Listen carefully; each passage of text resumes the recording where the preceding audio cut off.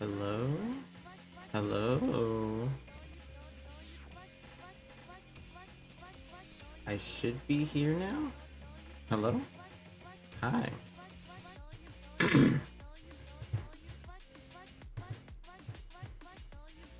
Hello?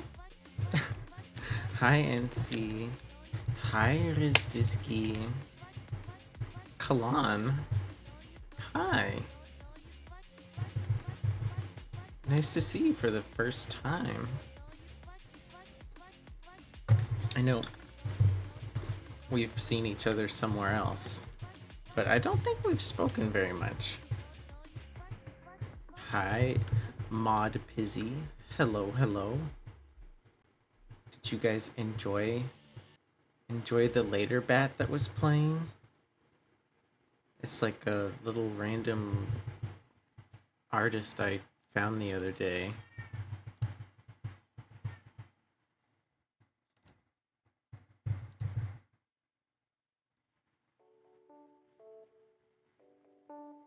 Yeah, yeah, yeah.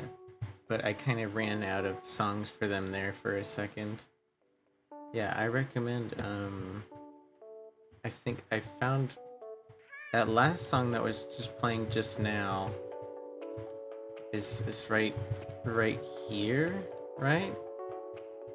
Yeah. That's the link to that last song. I found them because I was watching an artist working, and thank gosh for Shazam. Did you guys know that Shazam has a browser extension now? And it can actually pick up the music from a tab you're listening to? I thought it only worked like on your phone, and you had to like torture yourself to try to get the sound to go through your goddamn headset in your phone. Bum, bum. But but yeah, welcome. It's Tuesday. It's Tuesday. It doesn't feel like Tuesday because I didn't work yesterday. But the plan is relatively simple today. Relatively simple.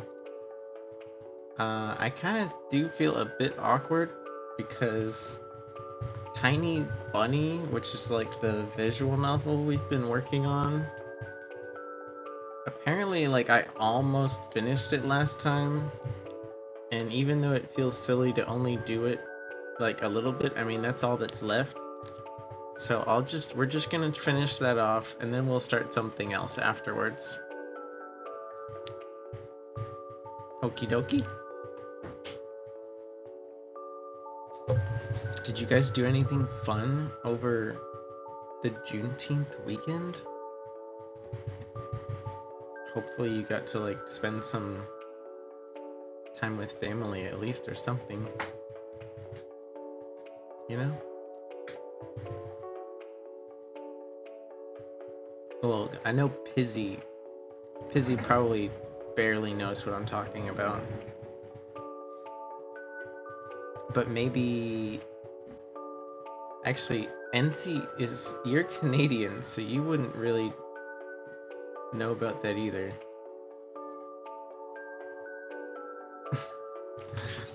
Yays. Yeah, well, maybe you've heard of it, but it's like not a thing in Canada.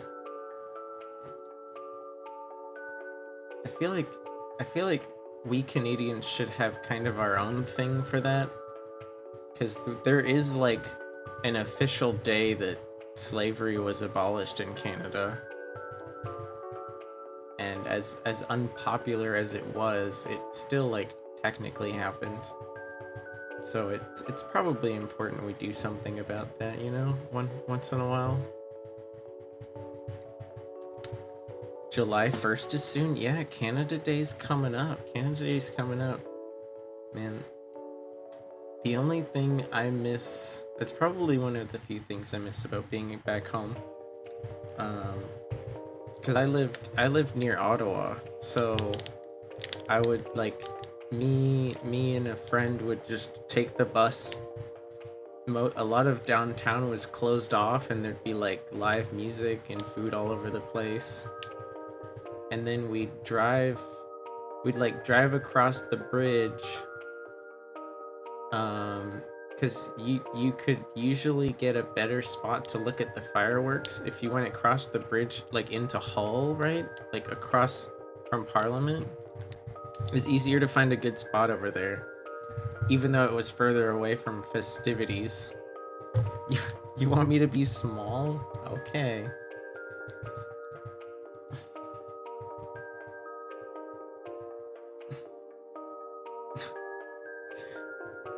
I'm not sure how much we actually need to use this. I just thought I'd add it just for fun. I'm not gonna do it again. What? I'm not gonna do it twice.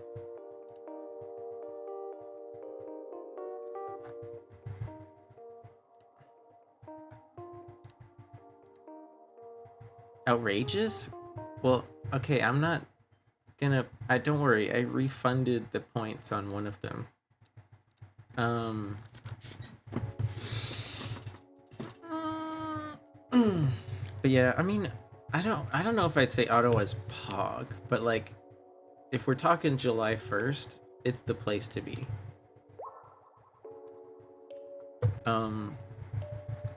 Because I honestly didn't like, even though I grew up in a pretty middle class place, like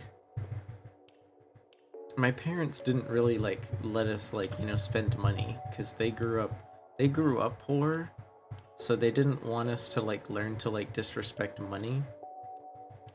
And like I didn't really get to go downtown very often. So I didn't get to like experience Ottawa for what it was. I was forced to live in the suburb for which I am named. Coincidentally. Have you ever been to Ottawa, NC? Actually, and Kalan, I forgot to. I don't know where you're from. I mean, you don't have to like be too specific, obviously. Just curious. Am I saying that right? Kalan.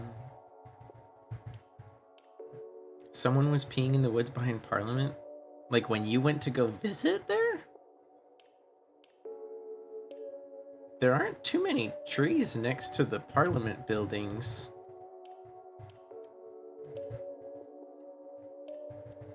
So that must have been like either a very brave or a very, very skillful ninja. There's a low walking cycling path. Are you talking about like near the river? 97% of people won't, without knowing the names.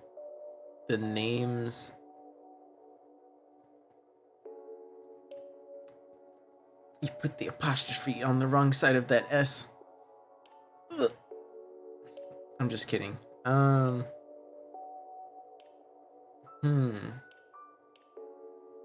Yeah, I don't know where that's from, but like, how would you like me to say it, if you don't mind me asking? Hi, Subois. Welcome back. Bonjour, bonjour, Subois.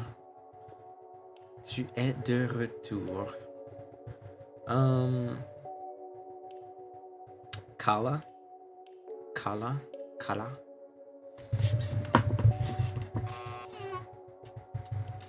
Thank you, Christiski. I needed to wake up. Well, I don't have any good dream stories to share right now, because this would usually be the time I like to share some like of my recent dream stories. I like to talk about dreams. I did have a dream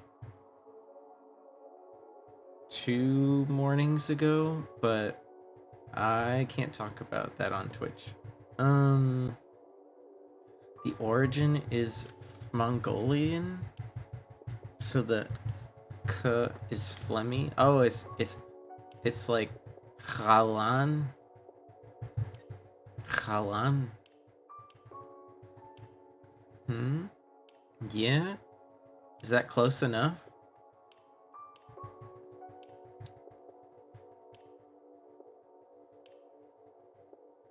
Mm-hmm.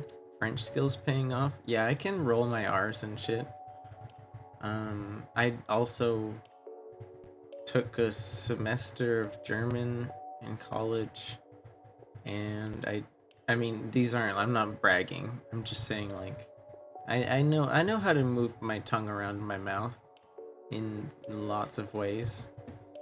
Um, but what else? What else? Oh, so as some of you know, Monday night at my house is movie night, and my partner got us all to watch a documentary about Toni Morrison. And if you don't know, Toni Morrison is a very, very famous contemporary American author. She unashamedly like wrote about black culture without considering like the gaze of outsiders, which wasn't like unheard of, but was very unusual at the time, because almost everybody that wrote books before that, like, you could tell that to one degree or another they were writing with other people's like mm, opinions and sensitivities. I haven't read any of her books, unfortunately, but the documentary about Toni Morrison, it was called, what was it called? Pieces of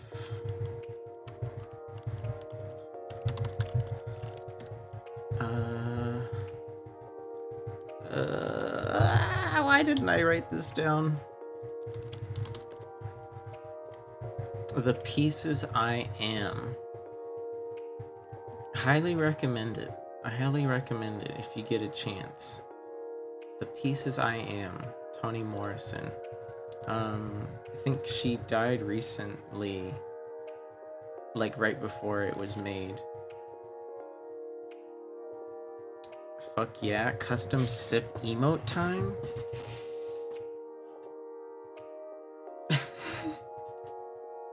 Yeah, I'm pretty sure you could, Hustisky. I think, gosh, didn't I think one time you like showed me a screenshot or something? No, somebody else showed me a screenshot of like my chat. They won't be named right now. And I was surprised by the amount of points they had. So I was like, yo, if this person has that many points, I mean, because Disky's probably got like 500,000. Thank you, Akrosa. Hi, welcome back. Welcome back. I was just talking about a documentary about Toni Morrison, but uh, I think I said everything I had to say about it, because I don't want to like go over the whole movie. You guys, if you're interested in a documentary about one of the most important American writers of the 20th century, we should go check them out. Um, and Subois, I mean, if you really want to do the cup, I mean, now's not a bad time, because then we could like edit the cup right now and get that out of the way before visual novel. Do you know what you want to put on the cup? Hmm?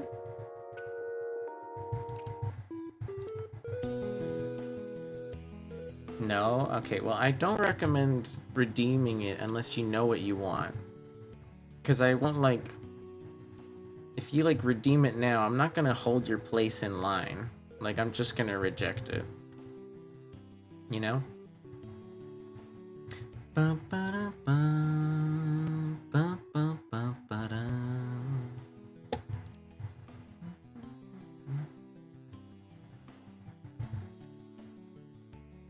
So, unless somebody else had an interesting dream story or a custom sip emote to redeem, I think I'm about ready to get into the visual novels for today.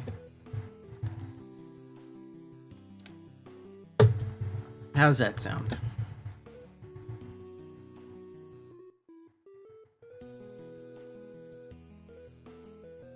Good? I hope so, because that's what I'm gonna do.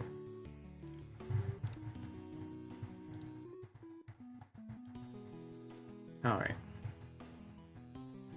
We're back with Tiny Bunny. And like I said a bit ago, so I think Olga Okami told me that when we were finishing off last time, there really wasn't that much left, but I was just too tired, so I had to kind of cut it off. There's nothing wrong with the image I sent in the Discord. Let me check on the image you sent in the Discord. Why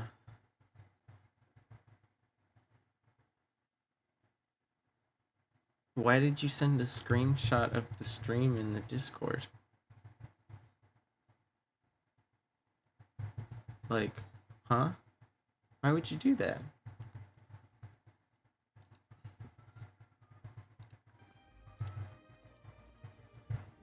Like, I mean, it's not really the place for that kind of image. So I mean, I am gonna delete it. It's kind of unnecessary. 1 million? You're kidding me. You have 1 million points? Like Suboa, my Discord is very tiny, and it's like mostly people like I know around Twitch, and so I trust them. I trust them not to just like fuck around, I guess. I haven't really had any Discord trolls in my Discord yet, so I don't suggest you start. Like there's no restrictions on images in the general chat.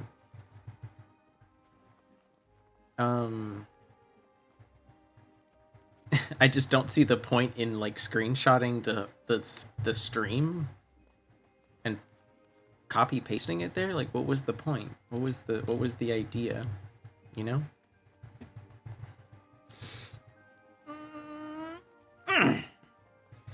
Well, I guess I should give you guys a quick recap.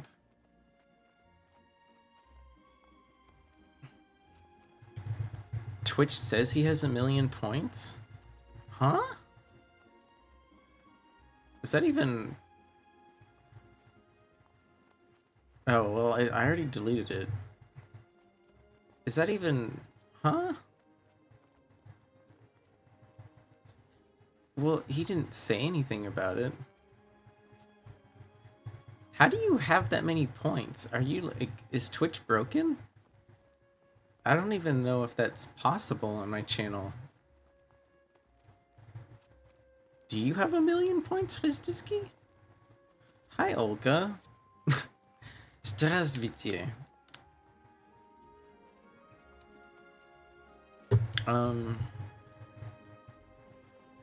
Are you sure, Subora? I feel like something's broken there. You shouldn't have 1 million points.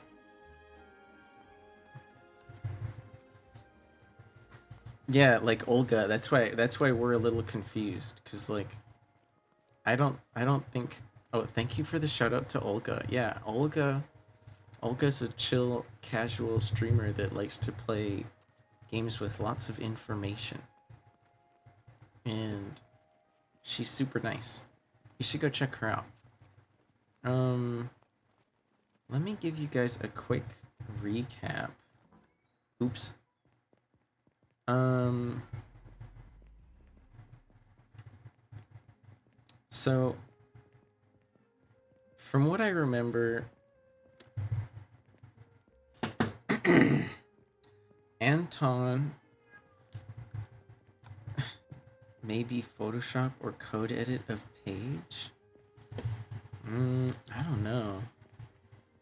Did you post it again? No, you didn't. So Olga, I mean, not Olga. You're not in the story, unfortunately. Um, you can learn a lot from me. I mean, I doubt it. I haven't been streaming that long, but like I'm pretty cool, I guess. Um, Anton and his sister Olia were brought to like Russian Father Christmas kind of guy, and he gave them a bunch of nice things, and they had a party with their friends.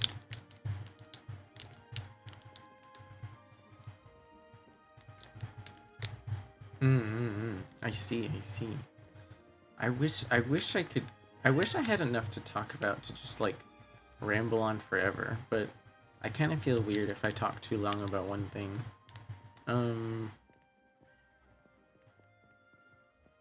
It helps. I mean, I won't deny it helps when like people like keep asking for more details, but like, you know, you can only hope for that for so long. Because like, who wants to hear me talk about the post office for 3 hours? Probably not everyone. You know, I could do it, but like, why? Right, Anton, Olya. Anton's back home, and he was like on his way to school again. He found out that I think it's both of the other bullies went missing, right? You would listen to me talk about post office stuff? Well, that's that's awfully nice of you, but I'd feel bad for anybody that was like, gosh, I do like Orleans talking about stuff, but holy moly, the post office is boring. Um, I think it would be fun maybe one day to like do a whole diatribe of like what an average day for my work is like, and like you know like have a whole set of like a slideshow of pictures ready. Because the problem with working at the post office is like I'd love to like just strap a camera one day to like my shoulder or something and walk around and just like stream a whole day at work, but like that would be literally illegal at my job and I could get in big trouble. It would also dox me. It would also dox all of my customers' names and addresses. So like it's just not worth it. It's just not worth the trouble. I don't want to lose my career over a single stream. Blurry filter? No, I don't. Hi, Wild Wings. Um, I don't think you understand Wild Wings. Like the only way I could possibly do it is if I like made sure I somehow wasn't caught at work, and then like edit the whole thing like frame by frame and like blur addresses and people's faces and license plates. It would be literally the worst thing to edit on earth. Mm-mm. Not happening. Not happening. Because that you got to remember, it's not just me I'm worried about. Like, part of my job is also protecting the privacy of like just everyday people that I service. Mm-hmm. Sorry I got sidetracked. You're following so many streamers? Yeah, that kind of happens when you get addicted to Twitch. You start to follow a lot of people. But, and hi again, Wild Wings. Um, cataracts? Maybe. I don't know if it'd be cataracts bad, but it's just like every single piece of mail has addresses on it. Every single building has numbers on it. There's cars parked all over the place. You know? Anywho, I was saying, so Anton was walking to school and he met his friend Polina again. And she was giving him some quote unquote good news that like some people that were mean are missing, if I remember correctly. And Anton was just like, yeah, I figured this might happen. You know, those were some bad dudes, and they were probably gonna get in trouble.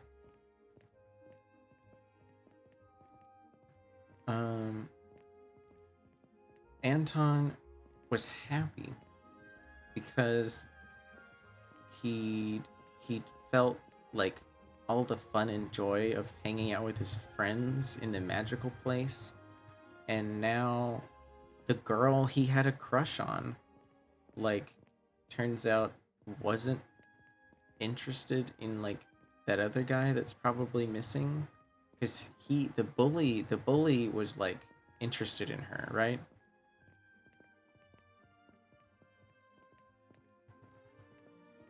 It can be edited in the code of the page, but it's not usable. What do you mean, Olga?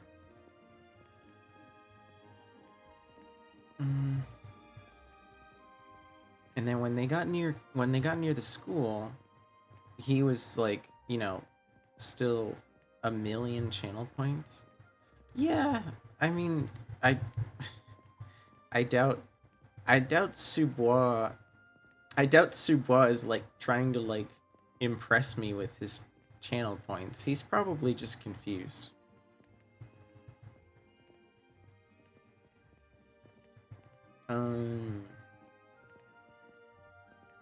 But like, even though Anton was really happy, right? Even though Anton's really happy, he still knows that like a lot of his classmates don't like him, so he doesn't want to give them a reason to make fun of him any more than he has to. And we're gonna try to get back into it, I think.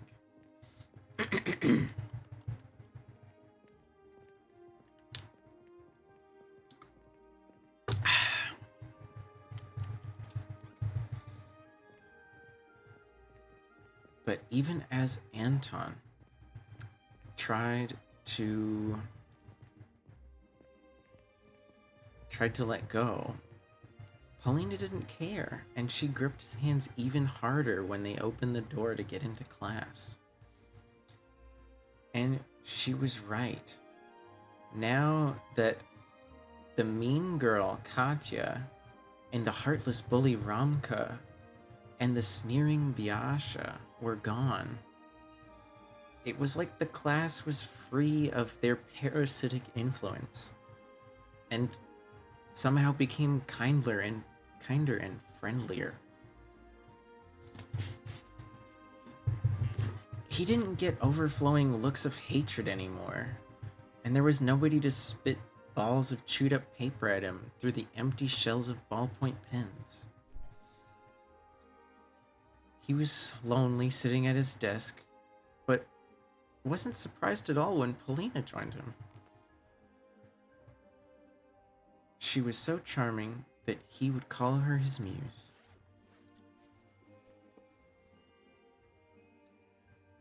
Remembering his artisanal skills, a wave of inspiration hit him, and he pulled out his sketchbook. I don't know why you would lick the lead on your pencil, but maybe poor quality pencils in the 90s required lubrication?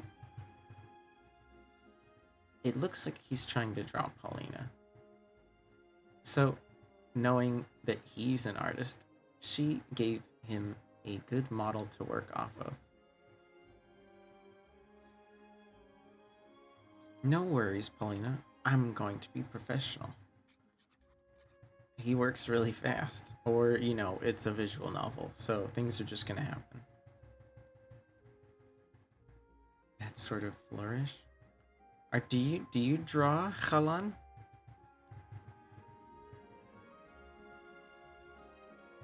The artist licking the tip of the drawing tool? I mean, I understand it with a pen. Because, like, if you kind of have a cheap pen sometimes, or you haven't pulled out a pen in a while, um, it might be a little dry on that first touch. But a pencil? I don't know, that's weird to me. He drafted the shapes of her figure and then moved on with more and more detail. Back when it was actual lead? Do they? Oh, yeah, I guess they use more like just carbon now, right?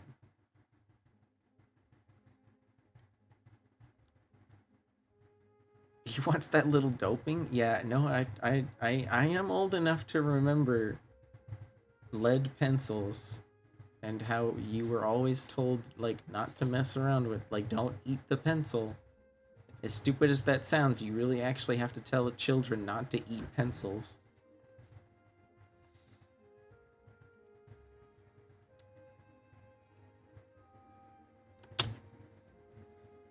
So, I don't know why it's saying she's looking at her desk, because she's still looking at us. But I guess she's trying to help us work on our drawing. He worked on the drawing some more.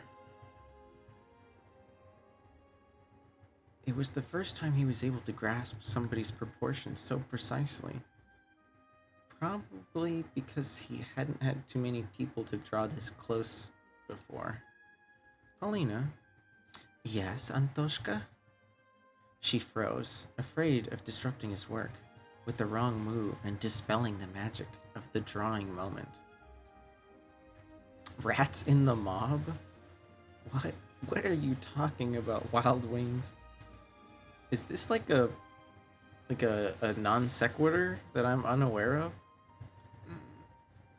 My neck.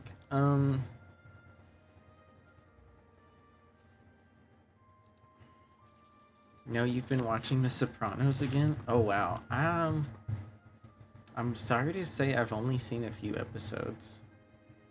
But I do like what I have seen of the show.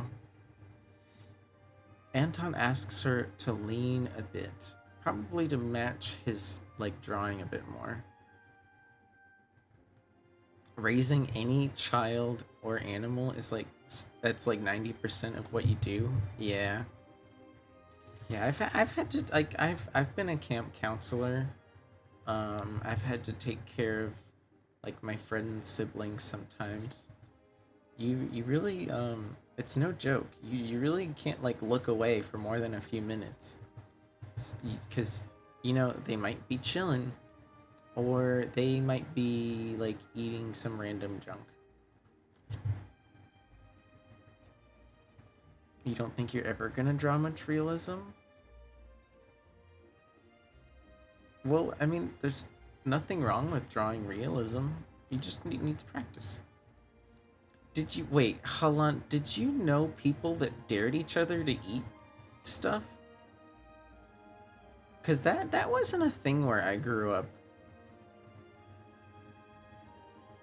Kids are hard. Oh yeah, wait. Actually, I forget. Olga. I forget. Do you have a kid?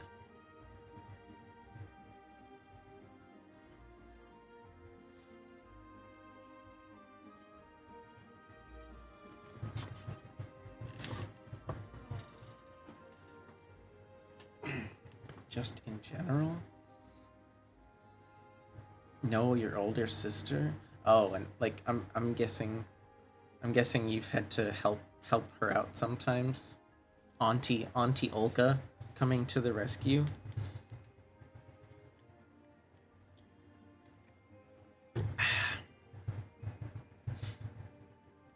So from what I can see, Paulina does as she is politely asked and leans over a bit so that he can draw better.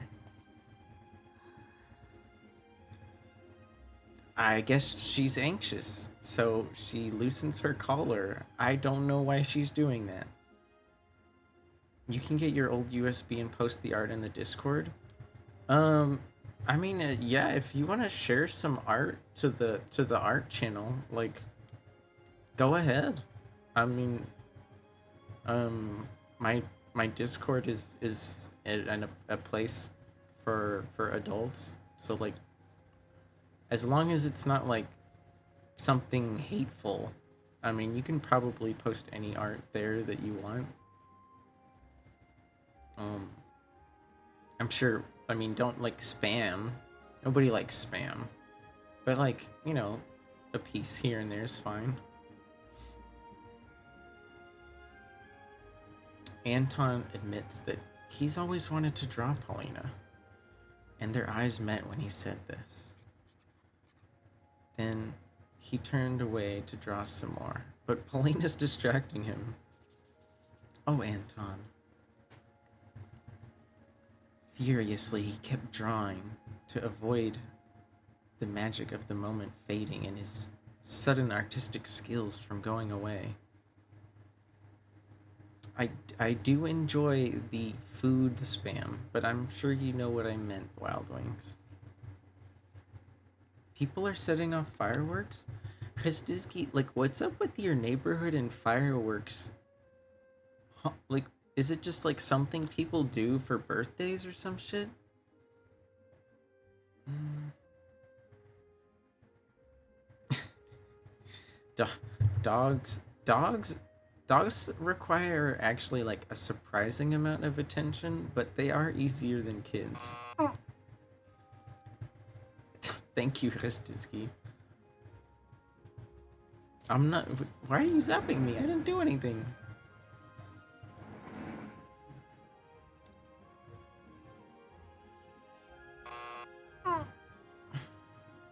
What? Did I miss something?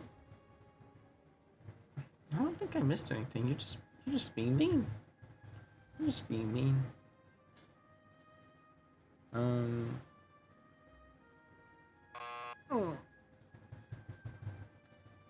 So Anton asks Paulina while he's drawing if she'd like to be in his comic, because he likes comics, so maybe he'd like to draw one someday. She feels shy about this. Yes, Antoshka. I've been waiting for you to ask, darling. The lead in his pencil couldn't endure the tension and burst into a million pieces on the page. He couldn't believe his eyes when he looked at the drawing.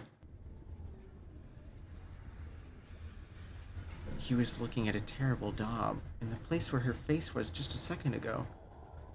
Now rested some sort of formless mess. It took Anton quite a bit of time to realize he was actually sitting alone in class, with only specks of dust flying around in the moonlight as company. It was dark outside, and his classmates, Helena, the feeling of euphoria he just had a moment ago, were all gone. Somebody wrote down a nursery rhyme on the blackboard with a piece of chalk, but some of the words were wiped out, and he could only read bits and pieces. 1, 2, bunny, meat. Not you, Wild Wings, not you. Anton wasn't smirking like a happy idiot anymore. He stood up and pinched himself to check if he was dreaming, and there was just ringing silence. Ringing silence. Ringing silence. He started to get so anxious that he might vomit. His ears buzzed like an endless scream, full of despair and horror. Is there anybody out there? Only shadows swarmed in the corridor. He walked past the boarded up classrooms and past the rotten spots on the walls and silvery cobwebs in the corners of the ceilings. Spiders crawled there. Lamps flickered anxiously. He stopped before he noticed the notice board. Stunned, so many new photos had been added since before there were only 2, maybe 3. Actually, I think there were only 3 last time we looked. Be right back. Okay. Black and white printouts were glued on top of each other because they started to run out of room. A horrific collage of childish faces stared back at him with empty eye sockets. Unable to endure the torturous scares of the gaping holes in the faces, he ran out of the school. He crossed into the front yard and reached the road where the wind was whipping up powdery snow.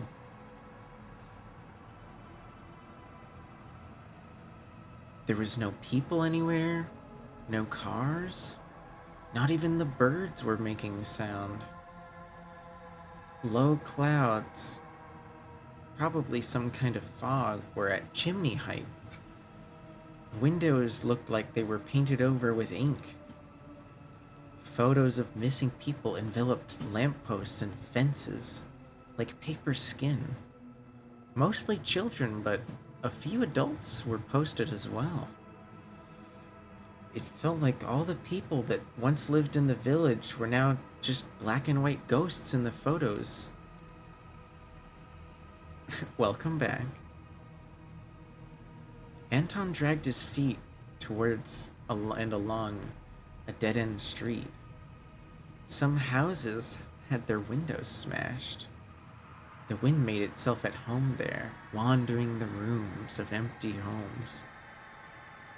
Every gust made the front doors swing open and shut, open and shut. Kids' coats hung from the fences. Their sleeves moved and stretched out towards him. The village was empty, a husk of its former self. What happened? An overthrown waste bin rumbled across a back alley from the wind, pushing it around. Something flashed inside the window frame of the charged village store. He turned around and ran away from the sooty facade. He heard a guttural roar coming from the well nearby. He started walking faster, trying not to pay any mind to the darkness inside the front yards of the homes, inside the bloodied dog houses nearby, and the crooked shacks swaying from the weight of years of service. The moon appeared from under the clouds, and something flew over his head in this draining silence. Oh, did you see it? It was almost like a little crop duster flew from one roof to another roof. A large shadow loomed over Anton. He rushed to the right, hoping that he wasn't noticed. There was a small greenhouse that seemed like shelter. He pushed the gate and scampered onto the porch. The doorknob was unlocked, so he opened it. Whoa!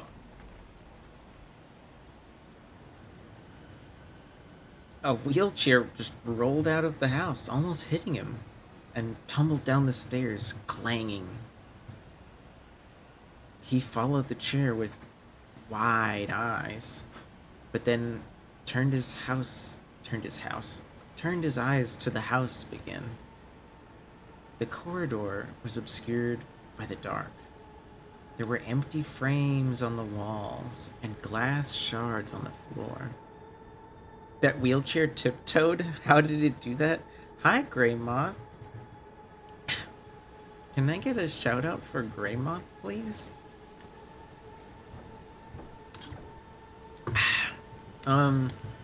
Grey Moth, this is like, even though the art is really well made in this visual novel, the animation budget is very low. So you kind of have to think like, that wheelchair was like going across the front porch, which is made of wood, so it's probably a little bumpy. You know, it's a little bumpy. Like the chair was going like bop bop bop bop bop bop bop bop bop bop bop. Um, you know? Oh, Mod Pizzy.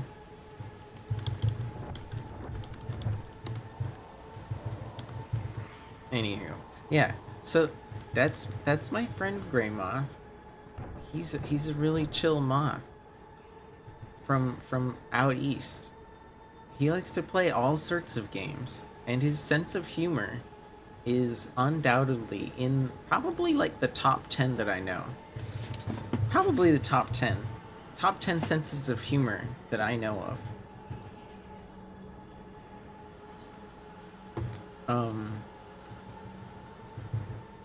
It's a pretty legit compliment. Don't worry. I'll have more compliments one day, but I can't spoil you too much.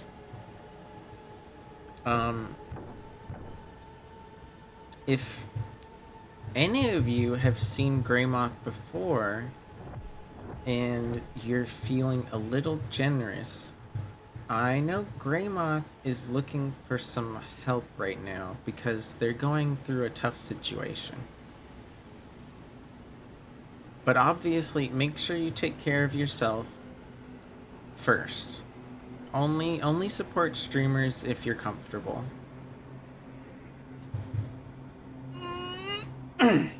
You know? Yeah, that's all I'll say. I won't point too much attention. I'm sure Grey Moth is here to have a nice time. Yeah. I won't mention it any more than I feel the need to. Because I think you deserve better. But I'm sure you're here to have a nice time, so let's keep going. With the spooky.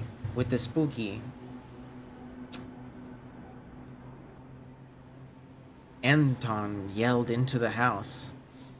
Is there anybody here? He heard a growl in reply. Whoa, shit. From around the corner at the end of the corridor, a large, furry paw appeared, and after it, a scary beast's face with a pair of burning eyes appeared. A hugely overweight beast crawled out onto its stomach, writhing like a snake. It could barely fit inside the corridor's mouth. Krzdisky, play nice. If Grey Moth wants to scream in protest at your compliments, you can let him.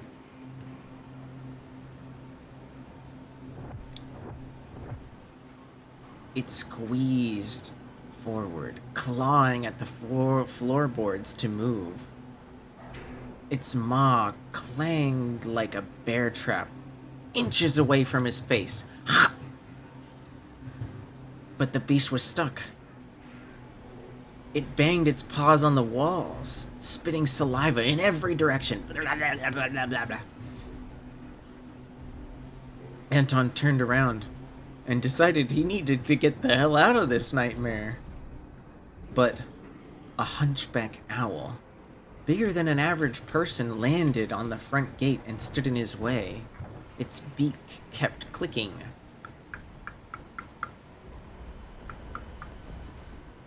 A giant pile of snow bulged nearby from the ground, and something reminiscent of a giant shrew crawled out of it.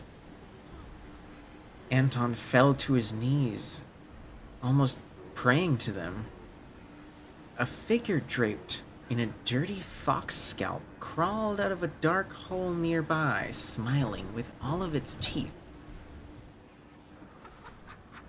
Its tail dragged in the snow after it, just a piece of vertebrae laced in torn sinews. The creature's bodies became extremely disordered, and Anton decided he must have been going insane. They seemed small to him one moment, as small as a child, but then stretched higher than any of the houses nearby. Man-eating creatures towered over him. Something kept on writhing in their stomachs, as if looking for a way out of their chest cavities. The longer they stared at him, the wider their smiles became, and their death masks became. We had such a long feast. The mutilated fox taxidermy mouth licked its lips. Its tongue looked like a black centipede, longer than any forearm could ever be. Hi, Shadow. Welcome in. We're trying to finish the rest of Tiny Bunny before we move on. In case anyone just got here, quick recap while the screen is empty.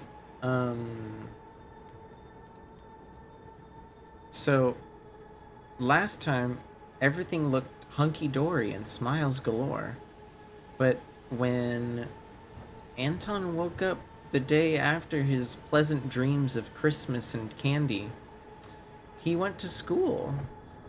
And then we may or may not be in some kind of distorted version of reality, or a lot of bad things happen to the town because it's empty and there's giant monsters surrounding us right now.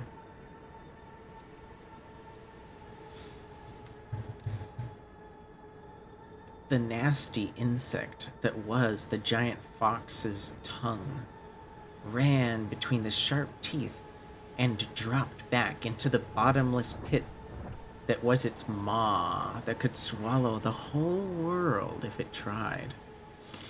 Hoot hoot, sweet meat, juicy meat.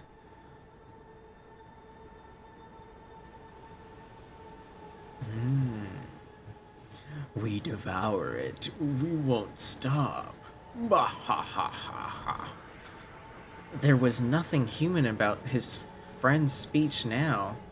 It was all just animalistic growls and bird-like whizzes. But I guess he understood them somehow anyways? Yeah, okay, so maybe because of Anton's previous transformation, he could understand their strange sounds like it was a different language. It's a shame you couldn't catch up with us, Barney. You couldn't bite the moon.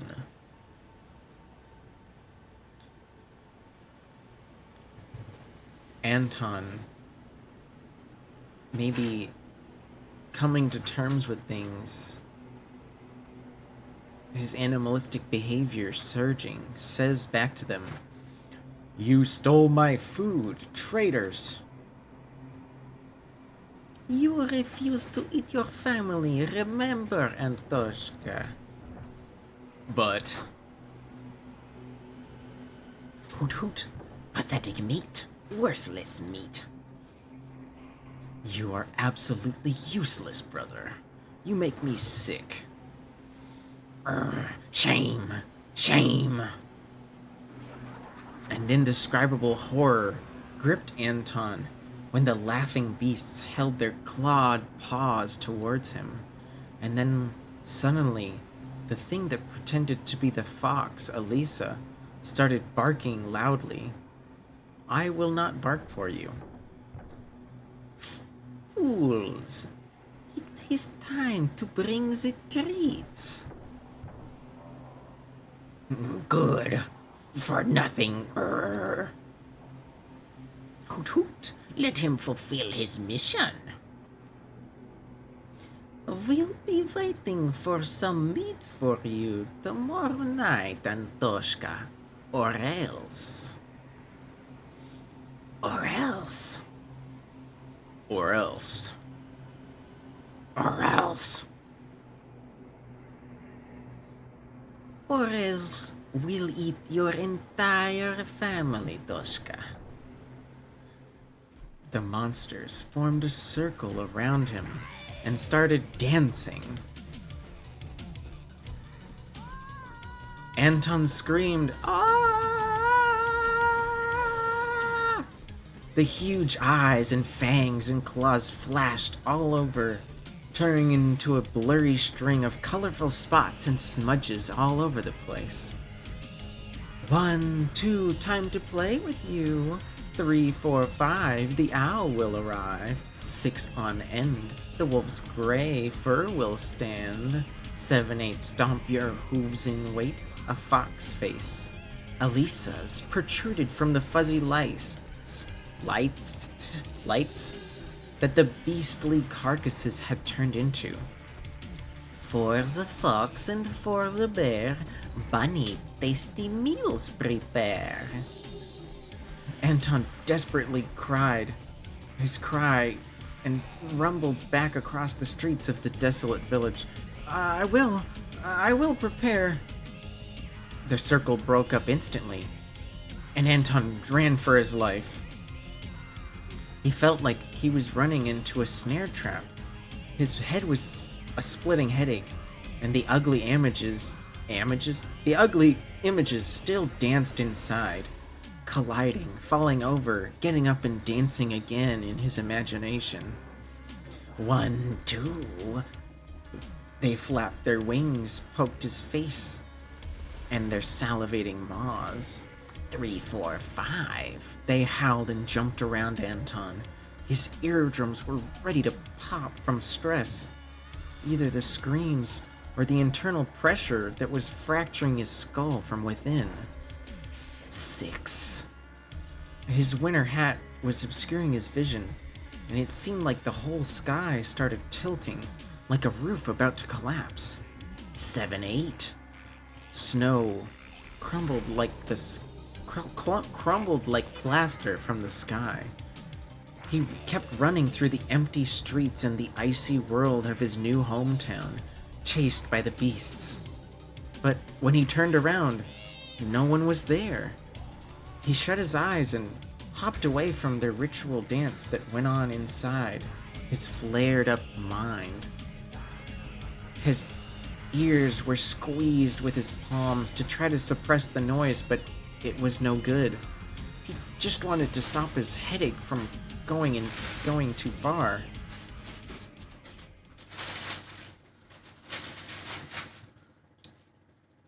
The sun rose, and Anton found himself deep in the forest.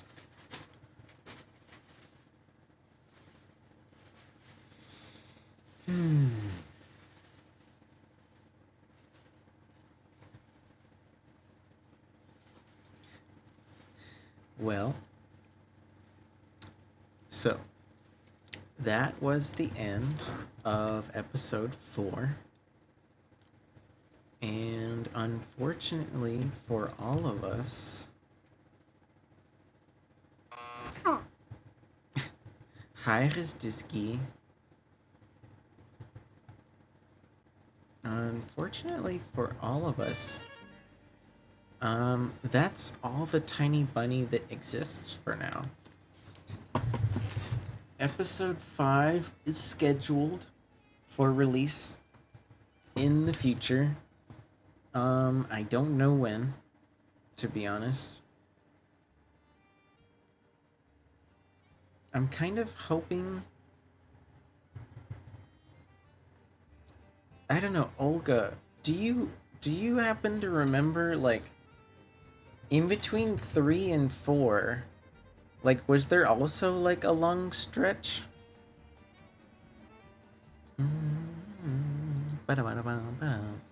Very long.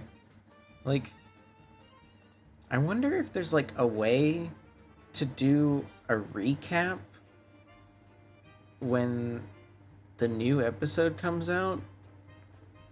Or like, am I gonna have to like prepare like a little like am I gonna have to like myself like write down a few paragraphs describing like my playthrough?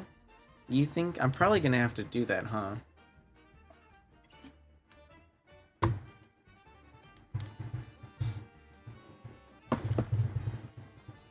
Developers were struggling with funds, so they weren't able to work on it.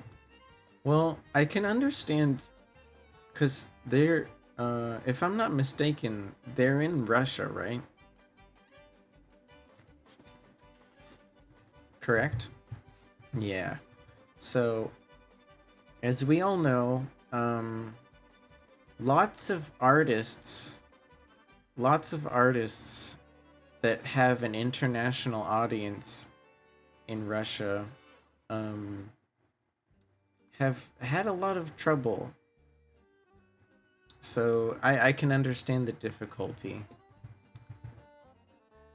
Um, it is very sad that so many talented artists are being held back, but these are unfortunately the circumstances that we live with at this time.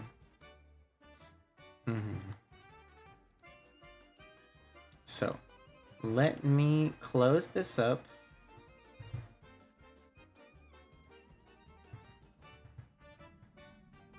Actually, wait. Oh man. I forgot.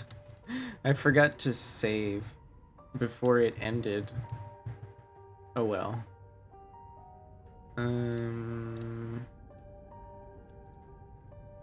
That's okay. I'll figure that out later.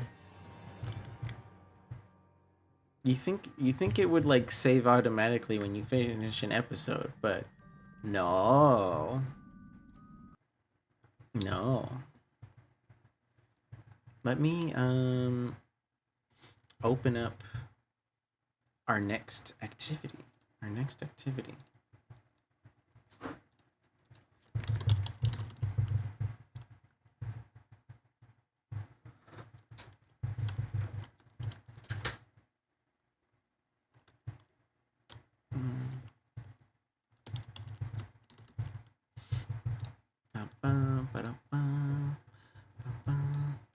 Just a few minutes, yeah. I'm sure if I wanted to I could like speed click through that and save at the right moment.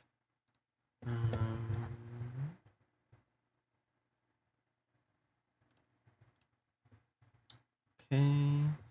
It's opening. I changed the category. Whoa. Okay. Here's that. Can I make this a little smaller? Thank you.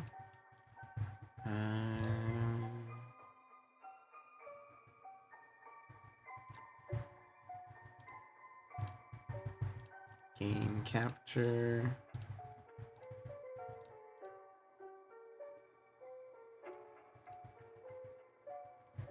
Bam. Bam, bam.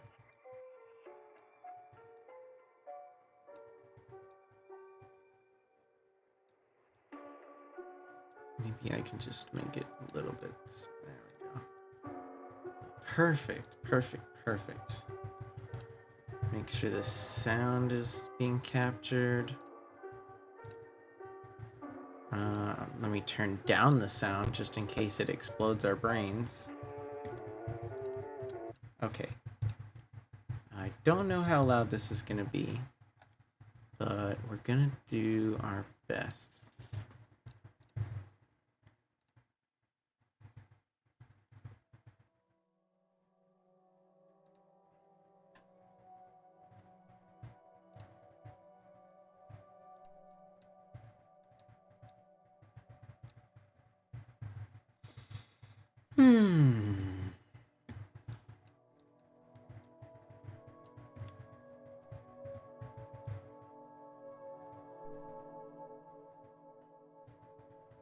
Alright, I'm not sure how loud the game is gonna get, but we can adjust it more if we need to.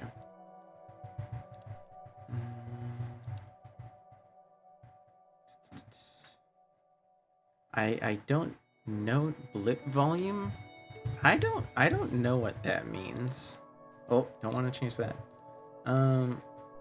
All I know about this kind of story is that you're like investigating something. So and I liked the art style. I liked the art style. So we're gonna see what it's like. It's called Stillwater. I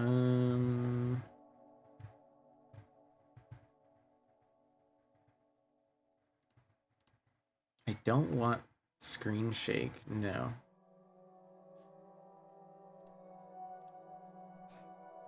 Let's turn those on just in case.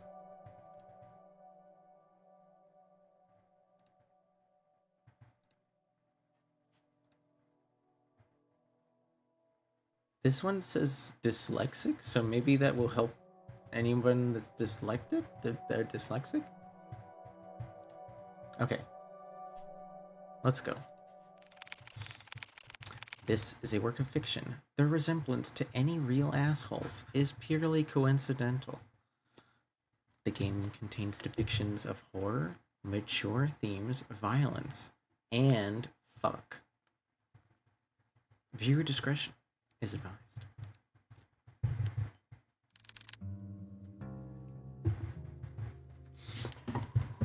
There's a lady on the phone.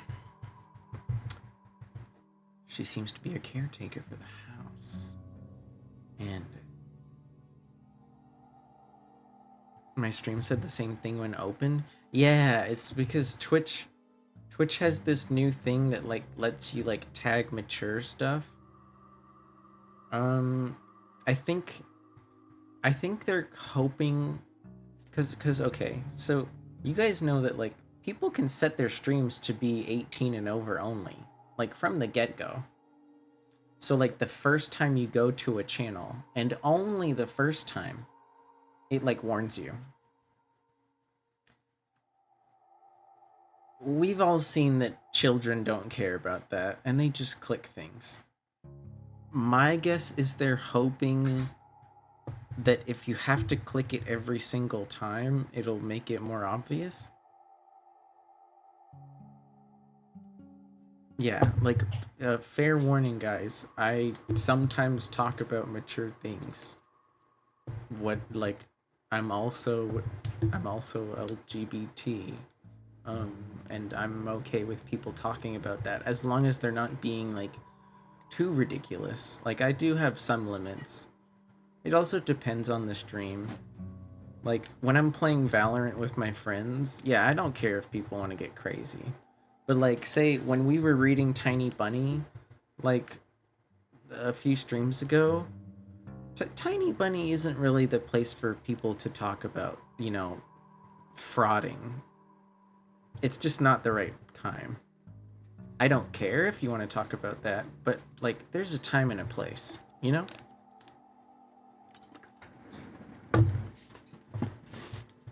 There's a time and a place.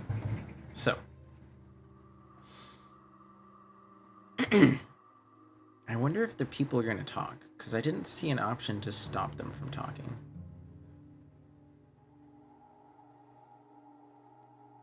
I'm sorry, but I can't stay here anymore, Nina. I feel like I'm going crazy. Calm down, caretaker. Can we just talk it out? So many strange things keep happening one after another here, Nina. Every day there's some damn dripping sound. I thought it was just something leaking at first, but I check every faucet, every ceiling, every pipeline, and still I hear the dripping everywhere, constantly echoing in my ears. Nina seems confused.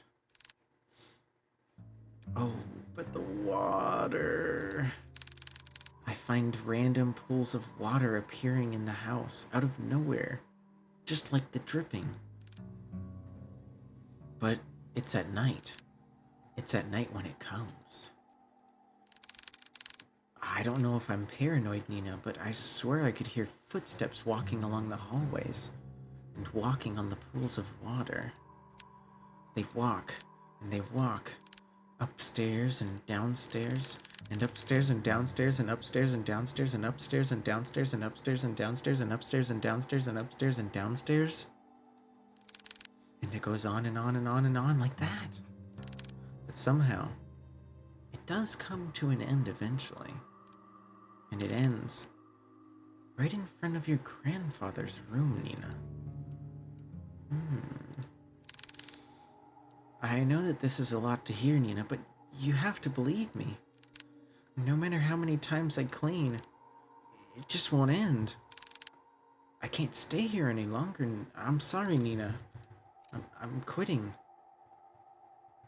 It's okay, caretaker. I understand. Thank you for taking care of my grandpapa. Nina, please listen to me. I don't know what's happening around here, but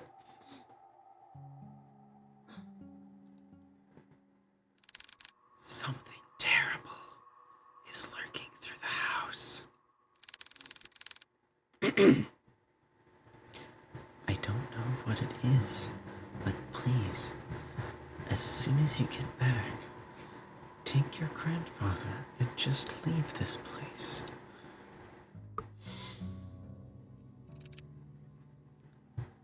I can't just leave. That's my home.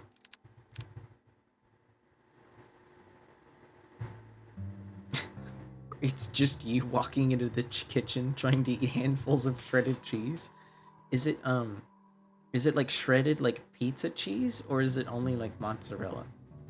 Because sometimes you're craving that mixture, but sometimes you're not.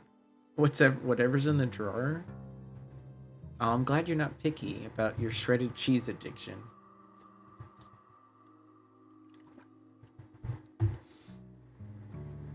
Please, Nina. This place, it's not safe. I don't know what you saw, but I can't just leave things like this, caretaker. It's my home. Oh, did you see that in the background?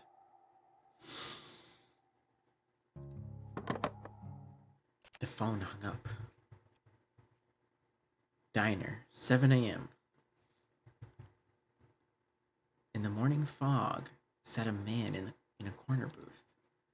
He drank black coffee and, depending on his mood, occasionally orders a donut.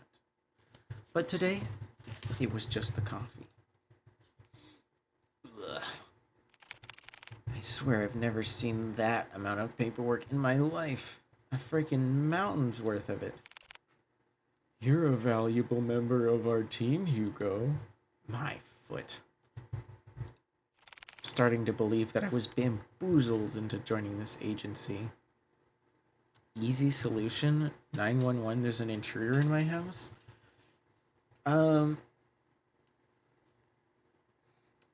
Like...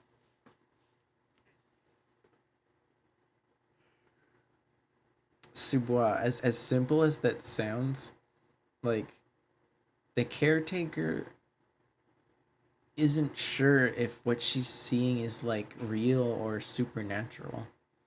So she might be afraid to, like, get the cops involved in her employer's personal house. Yeah, and, like, even if... I mean, I hate to say it, but, like, even worse than minutes. Like, I've heard of like people being in a situation and then the cops don't show up for like 20 to 40 minutes because like they might have prejudices about a neighborhood, or just like don't care enough, or they just don't believe people. There's a whole thing. There's a whole thing.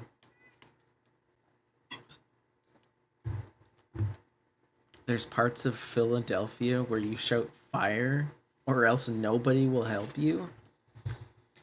I mean that's the other thing. Is like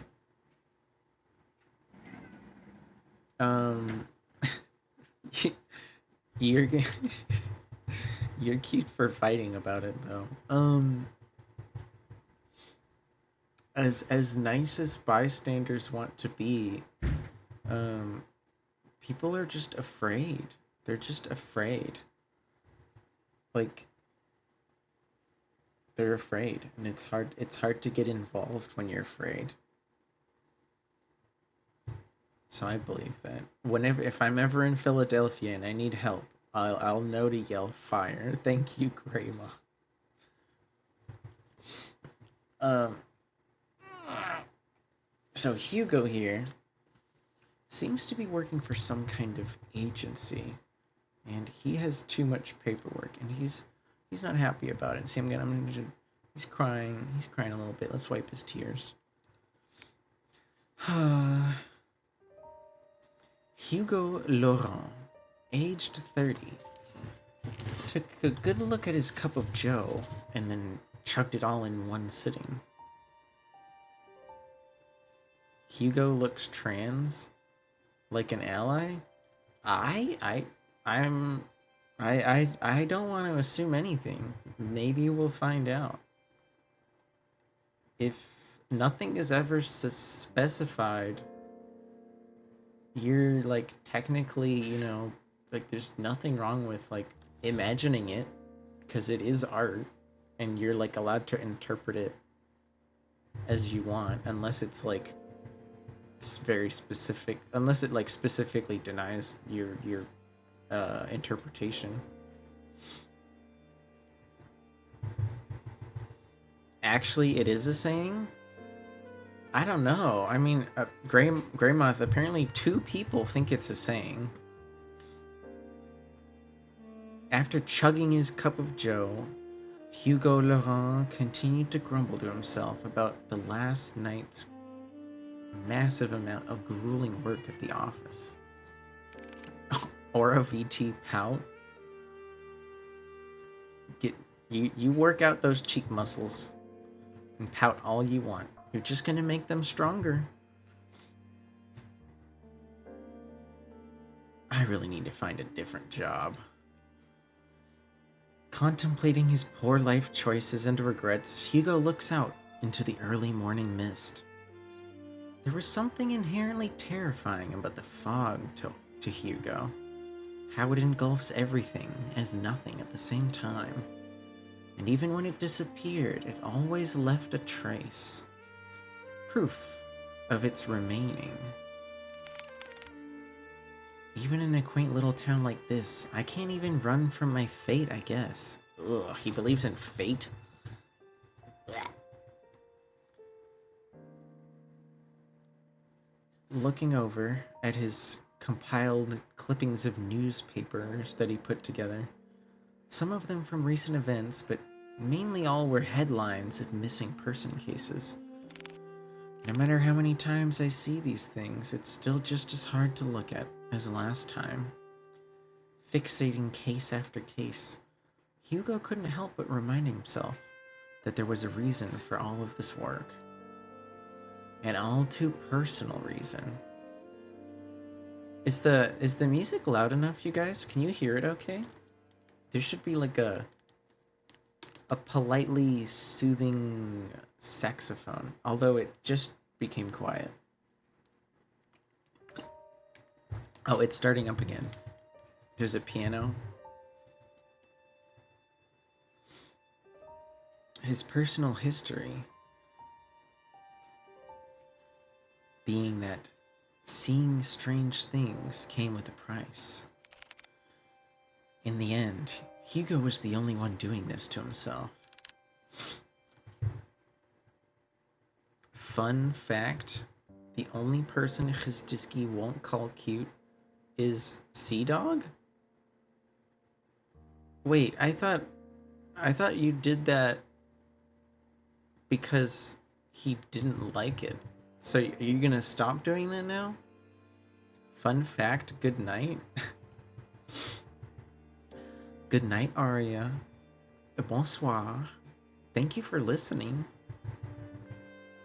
And thank you for the stream today. I had a lot of fun listening to you talk about all the fun little gaming knowledge that you have. Lots of fun.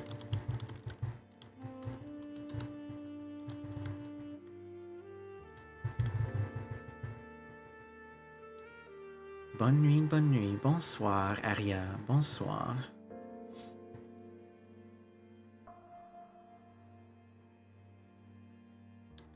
Somebody, unknown to Hugo, asks, overhearing him complain, "Sounds rough, buddy. Mind if I join?" The voice was annoyingly familiar to Hugo. Interrupting his train of thought, he looked up to see who was responsible, reluctantly. "Good morning, Hugo." Hugo scowled and turned away from this blue-haired person, gathered his files and shoved them back into his binder. Meanwhile, the tall man took the initiative and sat on the opposite side of the booth from Hugo. He greeted the waitress passing by and ordered himself the hefty body breakfast special with an extra plate. Probably to share with Hugo, I'm guessing. As usual.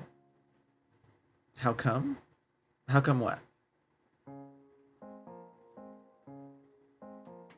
Bum, bum, bum, bum, bum, bum, bum, bum. Oh, you don't like calling him cute? I don't know. Like, Khzdizki and Sea Dog have a long and troubled history.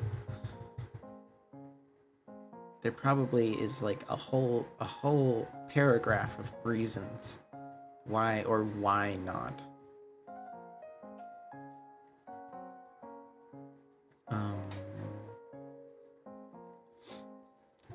The waitress, however, happy to oblige, relayed the man's order.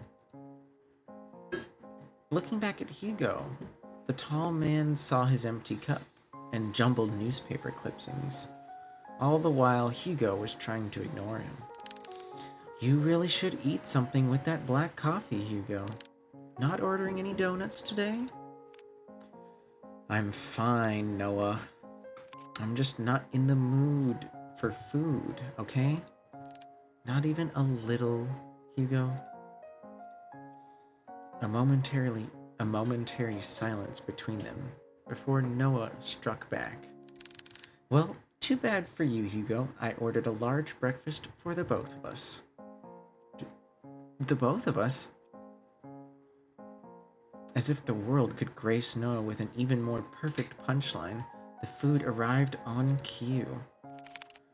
"Why the hell did you order for the two of us, Noah? Just eat what you want to eat. Don't worry about me." "Wow, this looks delicious, right, Hugo? Are you even listening to me?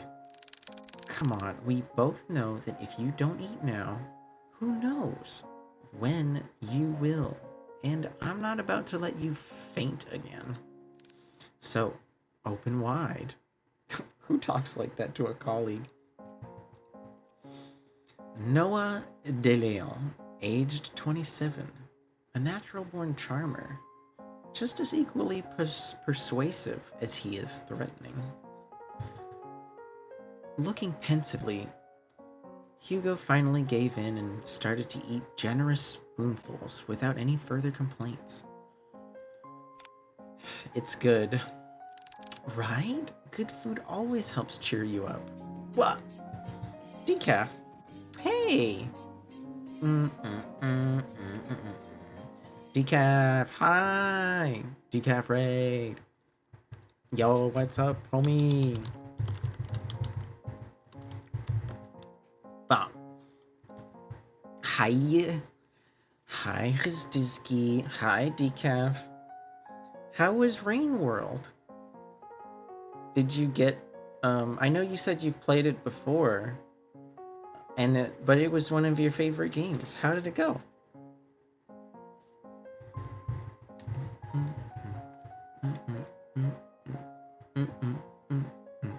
You died a lot? Well, you did tell me earlier that it was a rather unforgiving game. It looked really cool though. Um, is it like as hard as Celeste, or is Celeste harder? It's very cool. Very cool. Okay, I believe you. I believe you.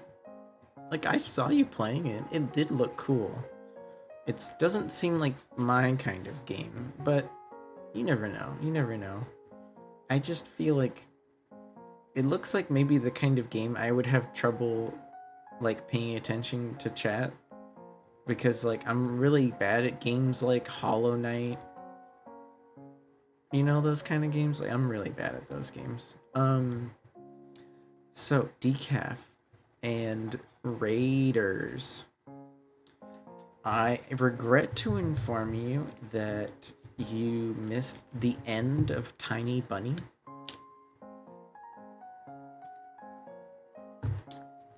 Me, question mark. Hi, Subois. Welcome back. And Greymoth is here. I'm tiny? I mean, like, I am shorter than you, yeah. I also added the silly redeem to make me big or small, if you want.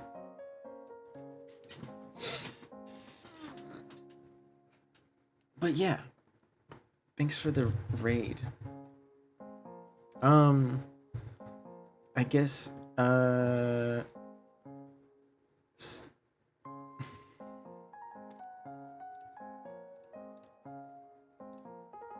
okay.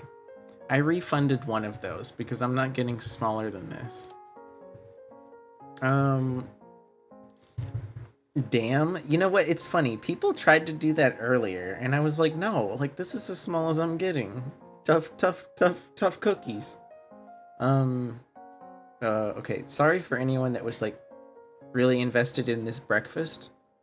But for anybody that was part of the raid that might have seen Tiny Bunny before, things were going really well for Anton. But then it turns out that he was hallucinating, and his newfound monster friends became vicious giant beasts and probably murdered everyone in the village. And then they demanded that Anton find them some meat to eat by tomorrow, or they would eat his family. And then episode 4 ended. It was pretty terrifying, to be honest. And as for this story, you'll notice... I'm going to stay light for this one. So... Baller, I guess? No, it didn't look like a happy situation. So what's happened so far in this story, guys, we kind of had a small hook of a prelude where a caretaker was calling her employer, Nina. The caretaker seemed to be an, like, at-home caregiver for Nina's grandfather. And she was scared because there was, like, an unknown source of dripping in the house, but no water was collecting anywhere near the dripping. But then random puddles of water would form all over the house when she wasn't, like, looking. And she also thought she could hear, like, some kind of being walking around at night. But then the walking would stop when it reached Nina's grandfather's room. And then the call ended, and we skipped to Hugo here. This is Hugo Laurent, who was complaining about paperwork because he set some kind of agency. And then his coworker, I'm guessing Noah, shows up. Noah de Leon. Funnily enough, Decaf, his name is de Leon. Hugo's a twink? Didn't somebody say something about him earlier?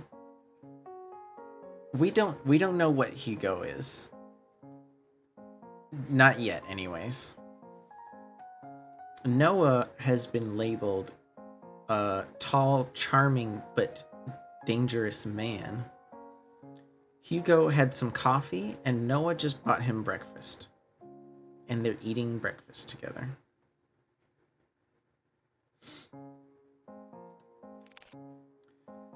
Hugo thought to himself, "Damn, Noah, I was swept away again." Oh, and by the way, Hugo, the chief will be out for a business trip. She mentioned it'll be for a couple of days. When did she tell you this, Noah? I didn't hear anything about it. Yesterday, I think. Okay, you gotta go for a bit? Gotta do a few things before you chill up for the night? Hey, you do what you gotta do, homie. Real life should always come first. Sadly, that isn't always the case on Twitch. Yesterday, I think, Hugo. Yesterday? She told me to sort out the cabinets yesterday. She didn't mention anything about a business trip. I guess it was a pretty sudden trip. Well, I mean, she did tell me to tell you. And lucky me, I know where you go every morning. You know what? I'm not surprised anymore. Well, what do you want to do? We technically have the day off today. I'm gonna head back to the office. There's a couple of boxes I didn't get a chance to sort out. Well, in that case, I'll come with you, Hugo. Why? You could just rest for the day. And pass up this opportunity to get to know you better? Quit it. After their banter, the two of them finished off their breakfast, paid for the meal, and headed over to Hugo's car. Noah sat down in the passenger seat and noticed a bloodhound sleeping in the car. Aw, Puppy. Look at that guy. The big bloodhound stirred at the sound of the car opening and lazily stared at Noah. Aw, I'm sorry, big guy. Noah then closed the door, trying not to make too much noise to disturb its occupant. Colby. At the sound of his name, the heavy-lidded eyes slowly peeped to see who called for him. It is his one and only partner, his human Hugo. As if it finally realized who he was or where he was, the old bloodhound stirred up from his sleep and pounced at his owner Hugo and wagged his tail uncontrollably. Whoa! Good morning again, Colby. Have a nice nap? Colby is 8 years old and is Hugo's most faithful and loving partner in crime. He has the biggest tendency to just sleep all over the place. Noah, witnessing all of this from the backseat, chuckled to himself, amazed at the slightly defeated at Hugo's sudden surge of energy.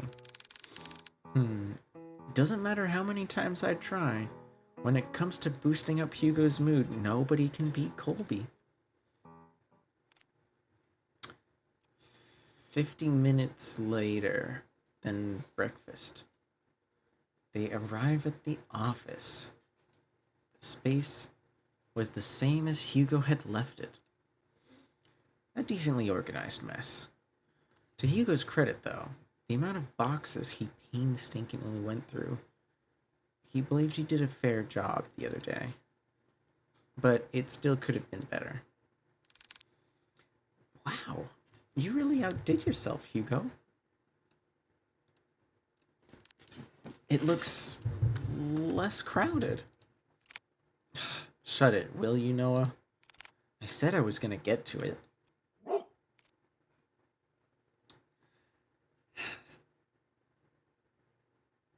Oh my god, I already fucking forgot his name because I'm stupid. What was the dog's name again? Colby? Like the cheese, right? Colby? Kolb. Thanks, Colby. But before Hugo could give his dog some head pats, he noticed someone. Dang, you're pretty proud of your outline, but oh boy, color is where you don't do as well. Uh, wait, Subwa, are you like drawing on paper or in a program? If you don't mind me asking. Does this game not? Why is there no music?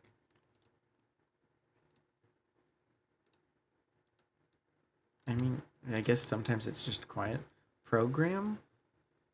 Uh, and you you have the picture from the Discord, right? Like you could just pull the colors from that picture. Or you could screenshot me right now and pull the colors from there. I don't know, that's what I do. Mm. Hugo noticed someone in the office, though. A woman standing timidly and peering outside from the storefront of the agency. She seemed a bit frantic. Oh, can I go backwards? Oh, cool. I can.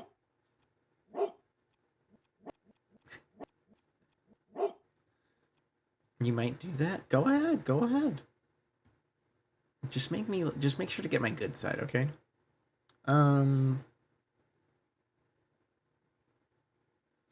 the woman standing looking outside at the front of the agency seemed a bit frantic and disheveled.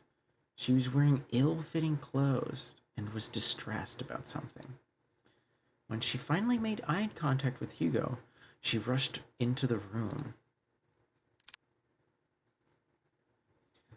Uh, I'm sorry. I know that the closed sign is up, but I saw you come into the agency and I.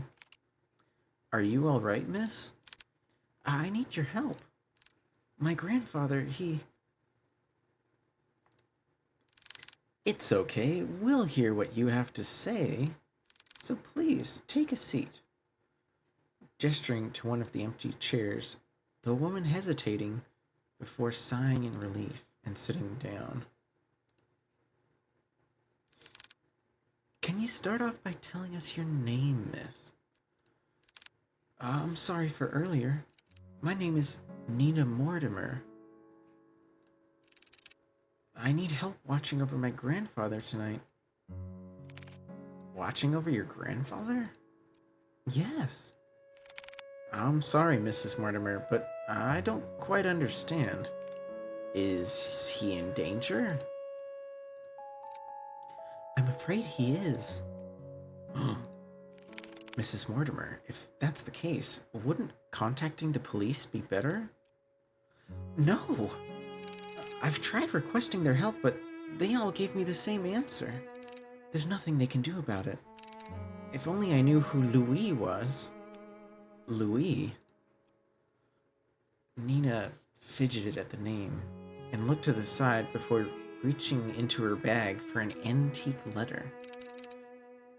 My grandfather, he received a cryptic message the other day.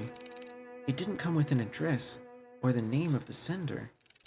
However, the only thing I did pick up was that name, Louis.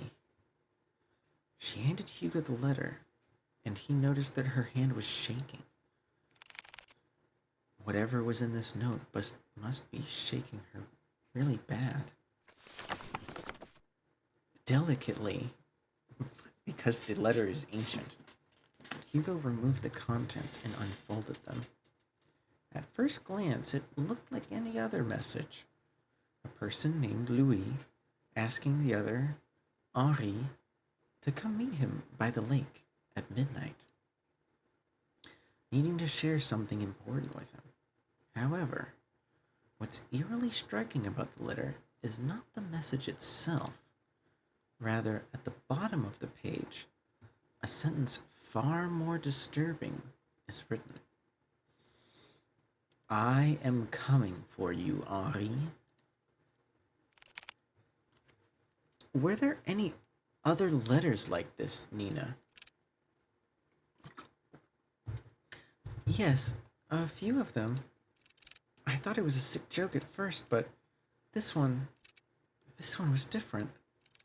Up until now, I've never heard of anyone by that name. Not a relative or family friend. But they clearly know who my grandfather is. And if I don't do something about this, I'll lose I'll lose him too. Just uttering those words, Nina started breaking down. Hiding her tears, she began to quietly sob to herself. Trying to act out of comfort, Colby sat close to Nina while Noah went to go fetch some tissues. Hugo, on the other hand, stood puzzled. This could have been a prank, but Nina seems certain. Certain that whoever, or whatever, this Louis person is, they're coming. Do you want more tissues, Nina? I'll do it. I'll take your case. For a moment, there was silence. Only everybody stared at Hugo until Nina finally stood up and walked over to him. You'll take it? Hugo nodded. Thank you. Thank you. You don't know how much this means to me.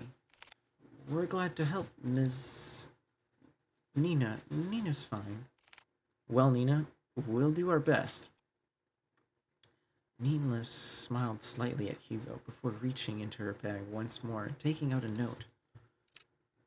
This is my address. I'll be sure to greet you once you get there, Detective. Nina politely bowed once more before heading out to her car and driving home. Once out of sight, Hugo turned to look at his desk, still full of clutter. It was messy, but presentable. I guess I'll have to sort these out later. Again.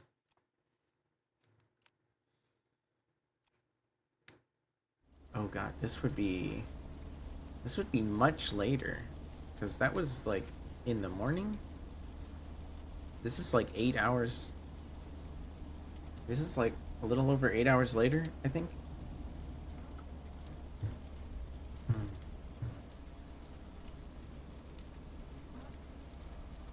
Sitting in silence and driving in the rain, they were still miles from the destination. Hugo was constantly checking the rearview mirror, maybe looking for clues. Noah, who usually would have chatted Hugo's ear off by now, sat still. He looked out at the passing streetlights, reserved and distant. Hey, you're a lot quieter than usual, Noah. What's wrong? This is a surprise. Have you been looking at me, Hugo? No, you idiot. You usually just talk a lot, that's all. So, do you miss me talking a lot? Just say it. I didn't want to offend Nina earlier, so I kept quiet until she was finished, but it's her last name that caught me off guard. Hmm? Have you heard about the Mortimers, Hugo? They're a pretty distinguished family around here. Well, they used to be. What do you mean, Noah? You see, Hugo, they've been struck with so many tragedies that over time, people began to believe they were cursed or something. Like the Kennedys. Every other year, I'd see a headline in the local news about a family member's death. And you know what's strange, Hugo? All of them have been labeled as accidents. No foul play, no nothing. Just another unfortunate event for the family after another. Maybe I understand why she won't go to the police with her case. So, she probably thought they'd perceive her as paranoid. or hysterical, or even worse, crazy. I can't imagine all of the things going on with Nina. And most of all, who knows what we'll find at her address. Is that why you decided to come with me, Noah? Well, partially. I'm more worried about you, Hugo. Hmm? Think of it this way, Hugo. I'm the appointed driver.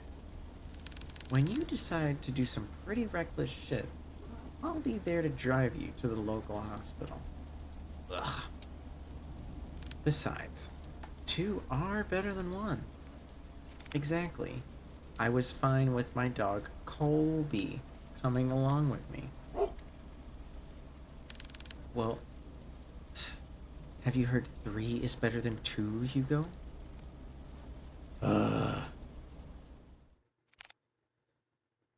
I think that's what, 30 minutes. 30 minutes go by, and they reach the Mortimer Estate. Passing through countless dirt roads and steep cliffs, the estate revealed itself beyond the evergreen of the forest surrounding.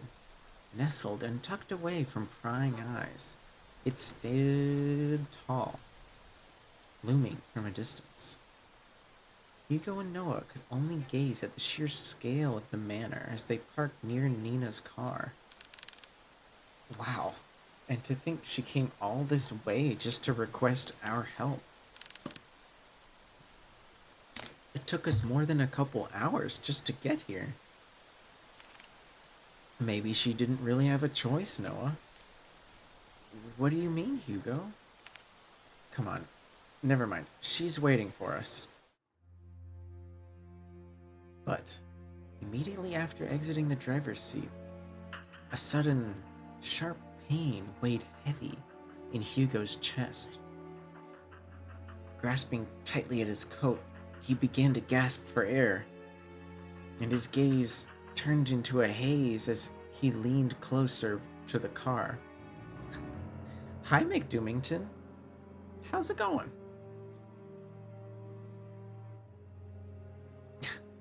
If that's what you want to call me, I'll accept it.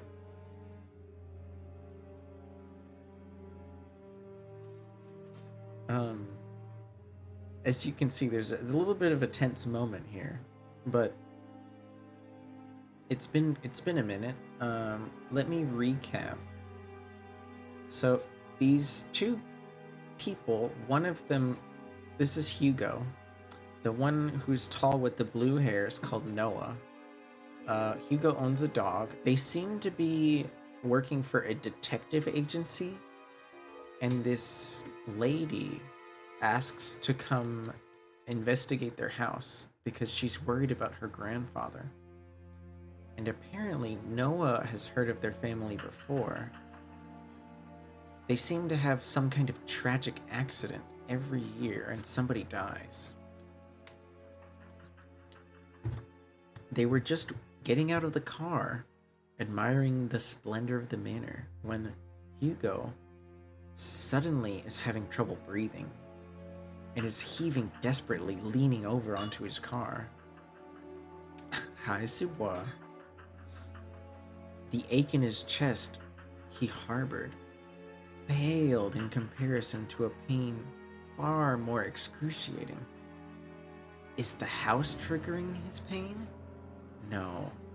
Something far more sinister was afoot. Hugo felt it. Someone was watching him. A piercing gaze nearby was fixed on him, like leering at a bug and waiting to strike. I'll never forgive you. What the hell? Damn it. Already? I guess Hugo has had these kinds of attacks before. I need to hurry, or else. Hey Hugo, are you alright? Noah called out to Hugo. snapping him out of his trance. Colby nudged his head against Hugo, whining concernedly over his owner's well-being. Did did you just hear me just now? Hear what? That voice. It was so close to my ear. Is everything all right, you two? Oh, I'm fine, Nina. Don't mind me. Just a bit winded from the trip here, that's all. I'd be happy to make you coffee at the very least, Hugo. Only if it's no trouble, Nina. No, not at all. It's the least I can do. Once again, Nina's surface was uneasy. But before Hugo could get a chance to look further into it, she walked out to the front porch without saying a word. Are you sure you're all right, Hugo? You sounded like you were just choking a second ago. I said I'm fine, Noah. Besides, we're already here at the manor. We can't back out now. Listen to me, Hugo. I think you should... But his lecture to Hugo about his health and safety was cut short as he noticed Nina stop by the front door. She stood there silently, as if contemplating something. I know this might sound rude, but I didn't get a chance to know your names. Well, you were pretty out of it when you walked into the agency earlier. I'm really sorry about that. No worries, Nina. This is Detective Hugo Laurent, his assistant Colby, and I'm his second assistant, Noah De Leon. It seems so surreal, just like a cartoon.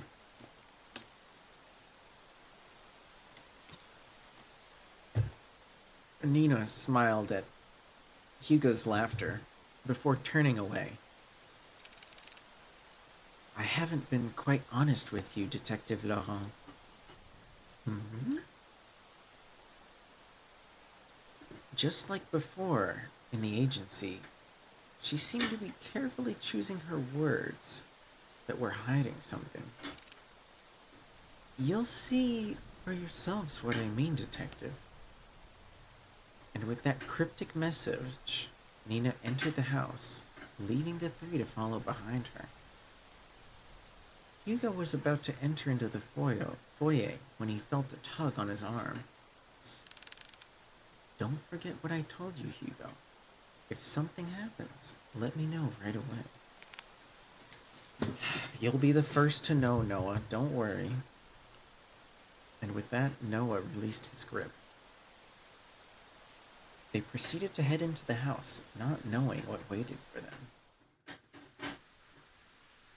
Greeted with a brightly lit hallway, Hugo noted that the interior of the manor was just as grand as the outdoors.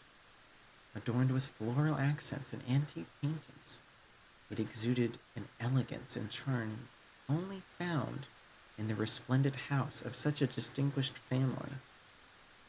However, Hugo noticed something even more distinct than the splendor. The house was a lot more terrifying on the inside. Please, come this way, you two. Bracing themselves, they entered the dimly lit drawing room next to the foyer. At first glance, Hugo couldn't discern the silhouette situated in the far corner. However, on closer inspection, he now understood the reason for all of Nina's unsettling vagueness. Grandfather, we have guests. Sitting in the armchair was a young man. He was dressed in a white collared-down dress shirt, tucked in with black slacks, and wearing black penny loafers. Staring only at the window, the young man sat there in a daze, acknowledging little of the people around him. Motionless and still, like a doll. Grandpa, these are the people I spoke of. This is Detective Laurent and his two assistants, Colby and Noah. They're going to help us. Henry didn't say a word. And even after introducing them to the head of the Mortimer estate, Hugo and Noah couldn't help but feel unnerved at the situation.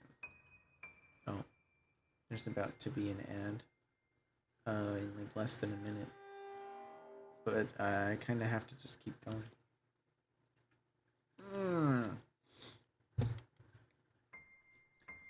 They were unsettled because the man before them was supposed to be frail and much older than anyone present. But yet here he remains, forever unchanging, forever young. They've come a long way, Grandfather. So I'll be making them some coffee now. Would you also like some coffee, Grandpa? Henry said nothing. Not even glancing at his granddaughter Nina or anyone else in the room. Only perplexedly fixed on the rain outside. I'll be sure to make a cup for you too, Grandpa, just in case. Timidly gesturing over, she brought Hugo and Noah back to the foyer. Wanting to question more, they followed her. But before leaving the drawing room, Hugo took one last look at the young man. There was an all too familiar air about Henri Mortimer. His eyes, they were similar to his own. Whatever he must be longing for, Hugo knows it won't end well.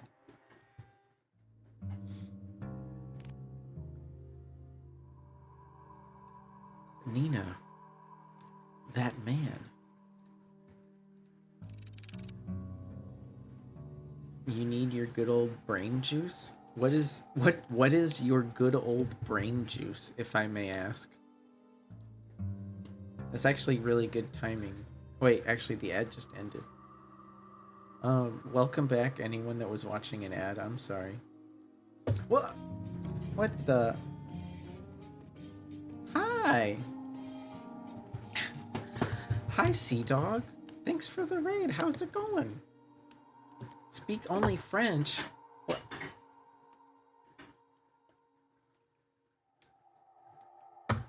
Okay,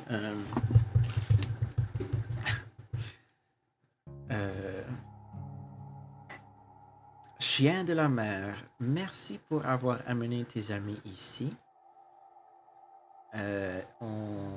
On lit une histoire un peu étrange aujourd'hui. J'aimerais te demander qu'est-ce que tu as fait durant ton stream, mais je peux voir à mes mains que tu as joué Tetris. Comment était ton jeu de Tetris? Si je peux demander. Tu fais partie... Tu étais là-bas aussi, Subois? Ben, merci pour avoir vu mon ami Chien de la mer. Je ne sais pas si quelqu'un peut me comprendre.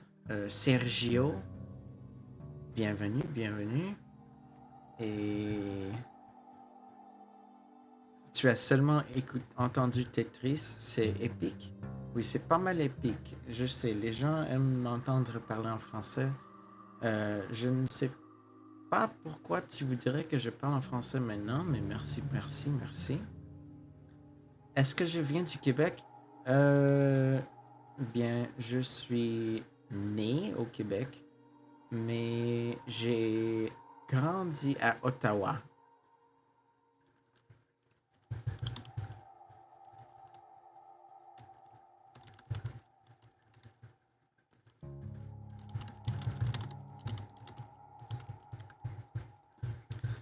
Um, tu étais parti, mais tu reviens. Allô, Ristiski. Bienvenue, bienvenue encore.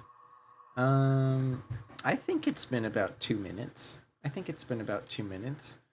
Um, I don't know if anybody understood a word I was saying, but thank you for the redeem, Sea Dog. I did my best to welcome your raid in French as best as I could. Um, I guess answer Acrosa's question in English. So like yeah, I have a French Canadian accent. My mother is from Montreal. My father is originally from Brampton. So I grew up in a bilingual house, in a bilingual neighborhood actually, near Ottawa. So that's why I don't really have an accent in English. Well, okay, I have an accent, but I don't have like a French Canadian English accent. And people often tell me I sound like a completely different person when I speak in French. Like you can kind of still tell it's my voice in the background, but like some people can't even tell it's me sometimes. Dumb dog, sea dog rated. Wow, you two are fighting today. You two are fighting today. I live in California now though, but I won't tell you where, obviously. I told you, Krzdisky hates you. I think you two need to like kiss and make up. I don't know what's going on with you two, but anyways, let me kind of give you guys a little bit of a recap of the story so far, since you decided to share your lovely Tetris community with me. Um, he said, "Raid Ghoul, I want to see a good streamer." Well, he was like, okay, I'll take that as a compliment because Khizdiski has good taste, but you have to realize if he was watching you, that means that he also thinks you're good, even though he doesn't say it. You know? You've been watching so many streams that you've been in 2 raids. Oh yeah, because we were rated earlier by Decaf. Decaf rated earlier.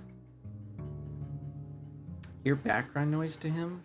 Okay, well, don't feel too bad because I'm sure Khizdiski has like probably like 20 streams open at once, and he couldn't possibly listen to them all at the same time. Hi, Rai. How's it going? Right. Let me recap. Okay, so this is Hugo, this is Noah, and this is Nina.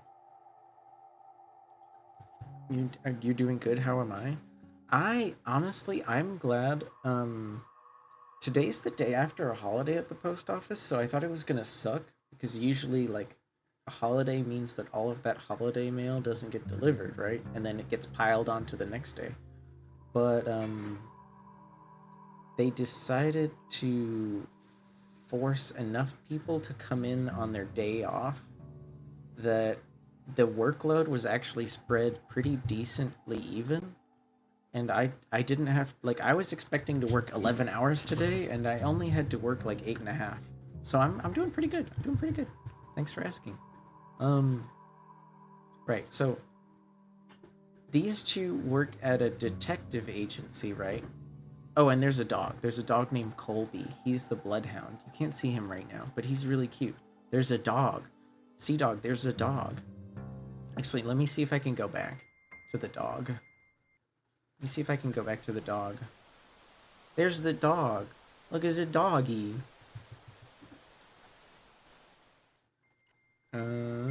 Okay. And so Nina has been having trouble because her house is essentially, from what we can tell, it's being haunted. And the thing that's kind of I think Hugo might have some kind of like supernatural ability to detect problems because like as soon as he showed up at the house, uh like he started to like feel like an unnatural pain, and then Noah and Hugo were further disturbed to find out that this is what Nina's grandfather looks like. A young man who doesn't talk, unchanging, forever young. Like this person is supposed to be older than all of them. Like she's an adult. He's supposed to be her grandfather. Hi, Dre. Welcome in. Welcome in. I hope you didn't miss my recap of the story so far because I just finished a recap. And to think I was being nice to Cringe Dog today? Hey, Christitsky, you're nice most of the time, and we appreciate you. So, I think it's about time. Yeah, sorry, Dre. Hopefully, we aren't that far into the story, so hopefully you can kind of get a gauge on the situation.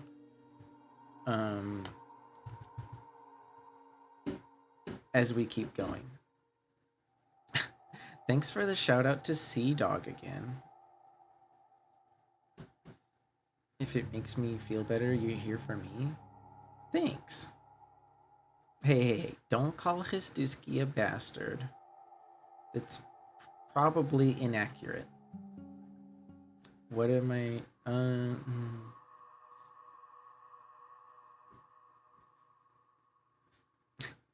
I don't think I'm his favorite. I'm probably one of many favorites. Okay. So they were just disturbed, right? Because they met Nina's grandfather, who seems to not be grandfather age. Bastard affectionate? Oh, okay, that's fair. That's fair. That's fair. You hear that, Christiski? You're Sea Dog's little bastard. And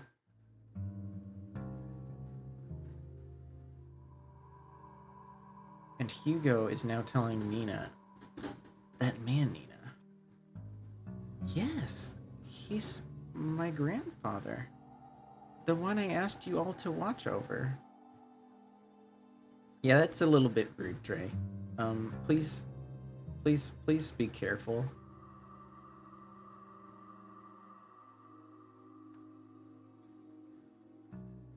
Yeah, I'm sure you know it's a joke, but calling people a mistake is people calling people a mistake is rude. So Nina hired Hugo and Noah to watch over him because she's afraid for his life. Because every year, somebody in her distinguished family dies of an accident. I know it's hard to believe, but pulling out an antique picture with a young man in a luxurious suit, he seems poised and refined, completely contrasting the current image of Henri Mortimer. This isn't much to go by, but I swear this is the same person. Then why does he look so young, Nina? It happened a few nights ago. I was on my way to get a cup of tea when I heard a loud thud from Grandfather's room.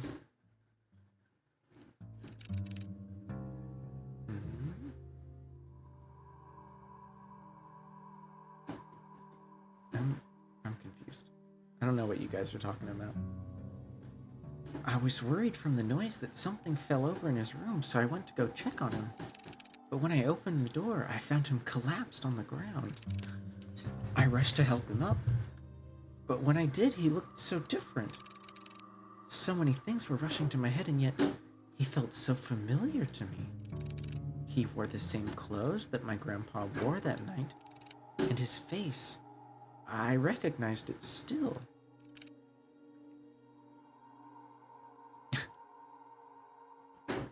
Oh, do you like being called Tetris Dog, or no?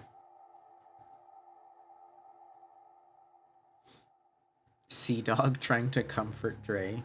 You know what? Dre is always so mad at the world. He could use some comfort. It's my grandpa, but he just looks younger. That was also the same night I found that scary letter.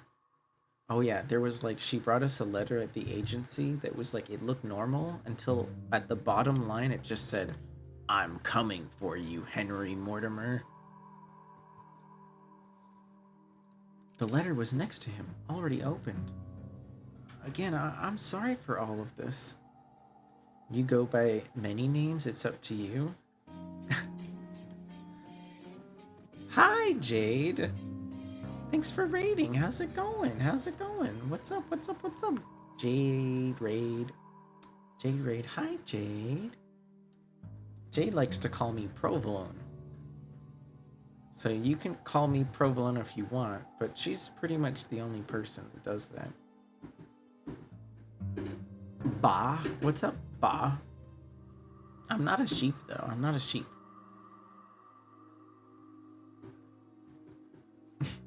Yes, thank you. Thank you for raiding, Jade. Hi. Welcome back. Welcome out. Provolone the gay cheese? Guilty as charged.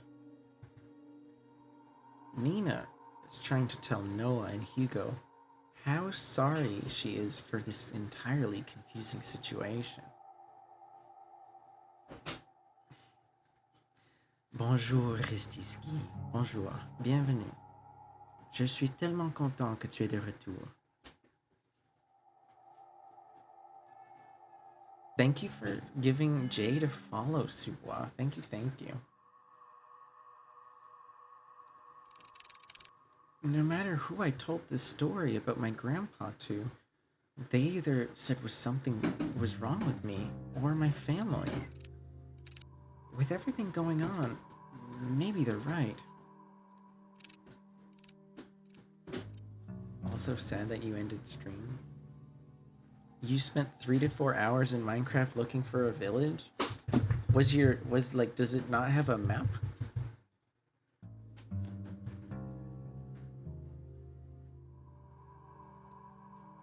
$6,000 blocks? I don't really play Minecraft, so that doesn't mean anything to me. Is that large?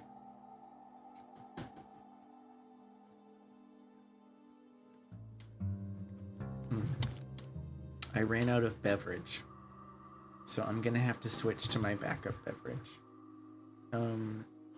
Sorry, I'm getting a little off track from the story. Nina is explaining to Hugo and Noah how this crazy situation.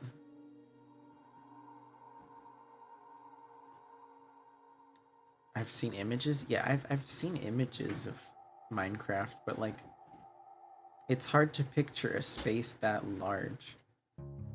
You know what I mean?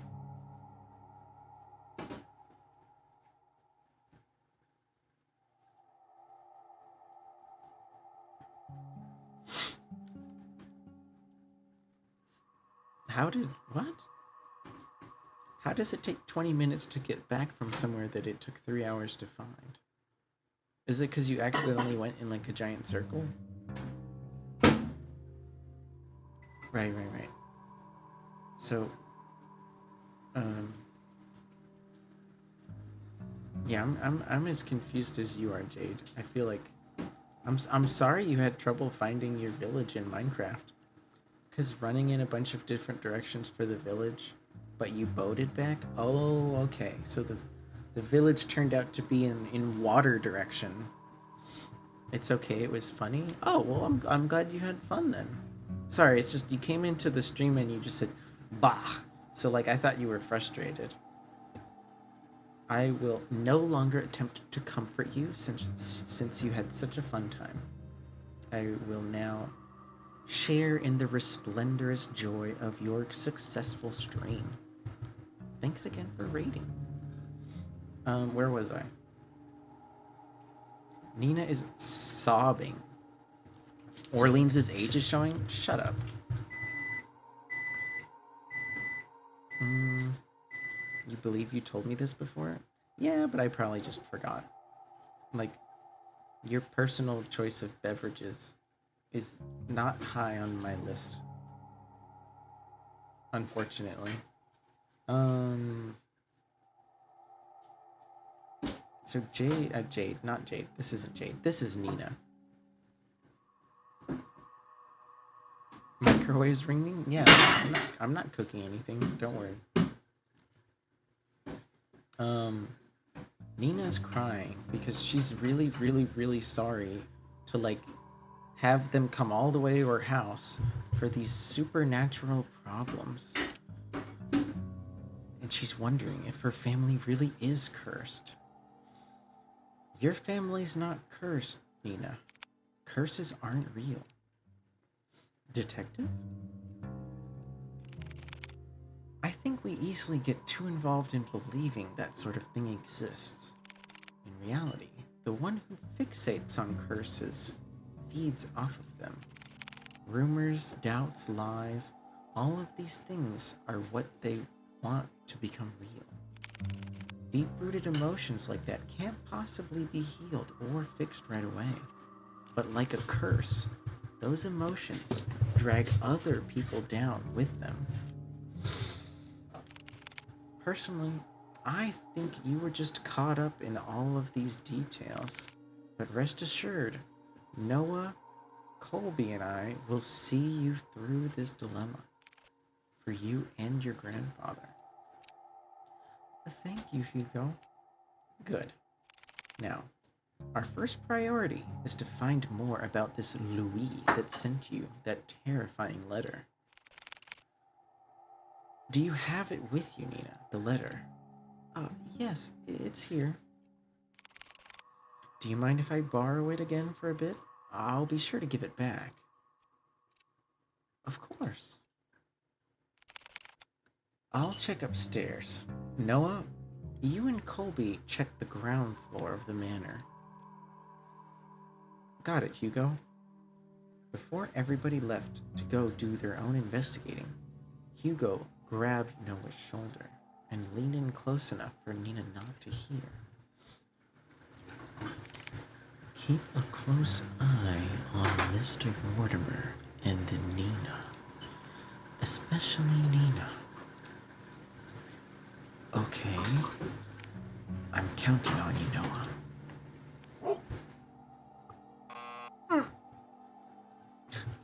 Thank you, Krzdisky. You too, Colby. And with that, Hugo headed upstairs, starting his investigation. So now this is about... This is a few hours later. So they've probably done a significant amount of investigating by now. I mean...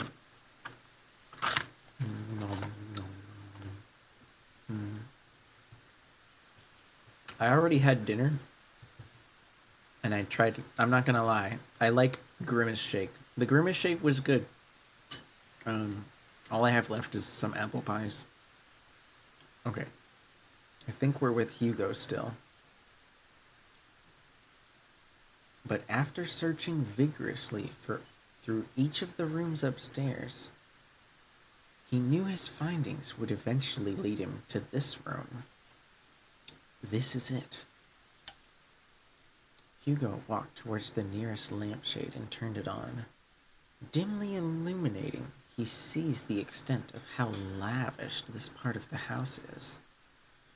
Customized drapes to the vintage furniture, everything here exuded the extravagance of a distinguished family.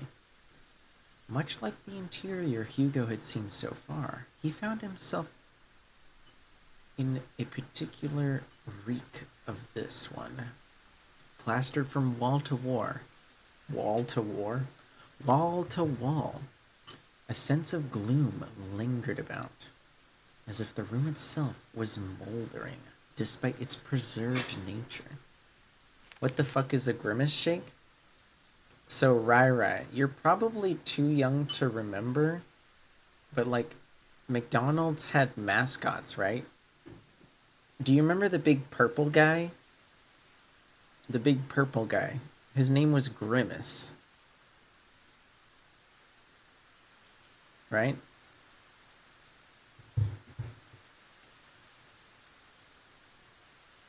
His name was Grimace. Do you know who I'm talking about, Rai Rai?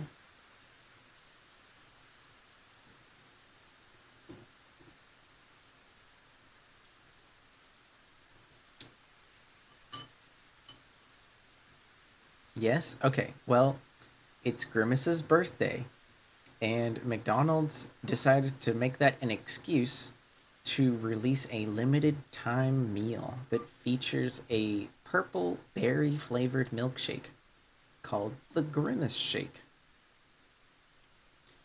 Apparently, people don't like it or they love it, and I was just airing out my personal opinion on the milkshake. I actually don't usually like McDonald's milkshakes, but this one was good. This one was good. Anywho, Hugo needed to hurry. He didn't want to stay in this room that was giving him mental issues so quickly for very long. 20 minutes later, Hugo searching through personal items. No sign of anything. Searching around some trinkets. Nothing seemed to pertain to the mystical Louis that sent the letter. You've only had the strawberry milkshake from McDonald's? One of the few things you like on the menu? Well, at least you have something. Damn it. Nothing. It's as if he cleared out everything. It's just blank everywhere. No. Something has to be here. I'm just missing something. Pondering again, Hugo remembered the letter. This letter is the only proof that that Louis exists. What flavor was it? I'd say like a artificial field berry mix. Like it wasn't just one berry. You could tell it was like an artificial mixture of berries. You probably wouldn't like it because you know, American fast food is like different. But I'm sure like there's like some, I don't know. Is there like some equivalent artificial berry mixture in the United Kingdom that you enjoy? That's probably what they would use instead. Hugo opened the letter, thinking that reading it again would help him avoid overlooking a key piece of information. He took it out and suddenly noticed a change. Now, the letter was lacking the foreboding, threatening message at the bottom. It just looked like a normal letter. There's a cordial called Vitmo, which is berries, I think. I don't know.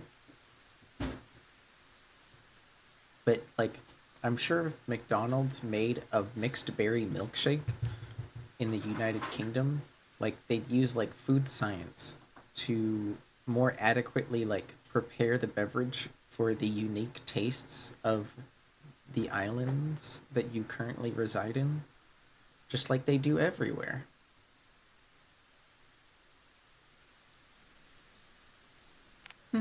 What the?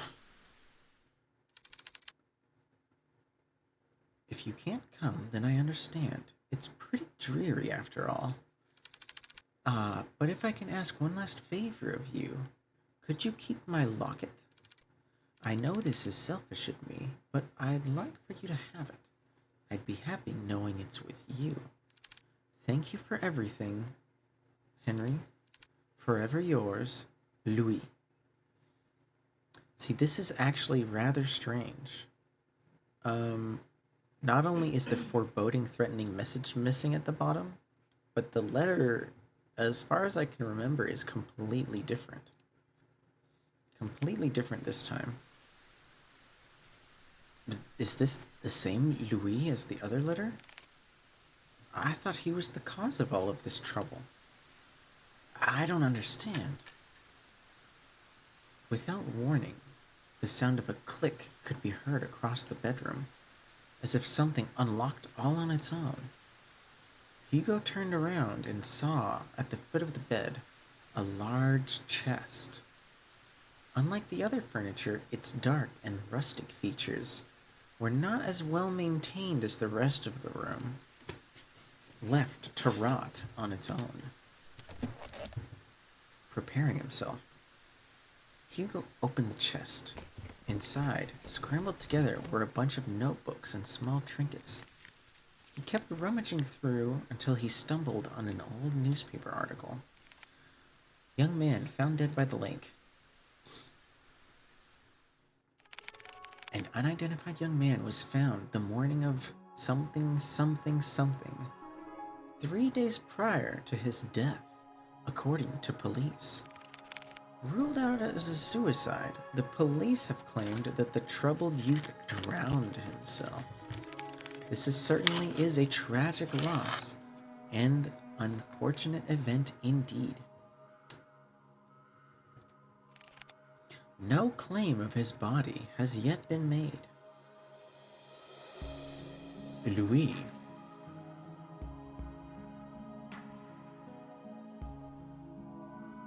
By the corner of Hugo's eye, he spotted a bright glint buried beneath the clutter. He reached for it. A locket of brilliant gold shined unblemished, retaining a timeless luster. Inside it safeguarded a picture of a young man with glasses, smiling brightly. This must be the locket that Louis spoke of in the letter. It's so pretty. I'm surprised it still shines as bright. And this picture, did Louis put it here? No, it might have been Henry. But why? Why would he store it away like this?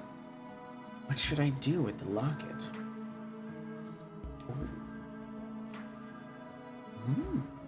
We finally have a choice. What do you think, Rai Rai? Should we take the locket with us to possibly present it as more evidence of Louis's existence? Or should we leave it behind?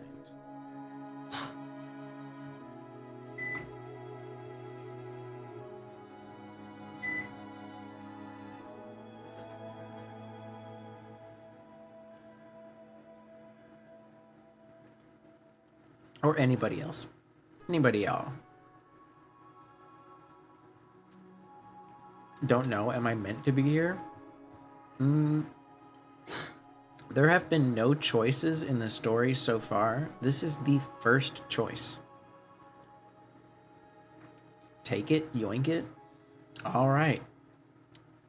Subois and Pizzy, take the cake. The locket-shaped cake. That is not a cake at all. The cake is a lie.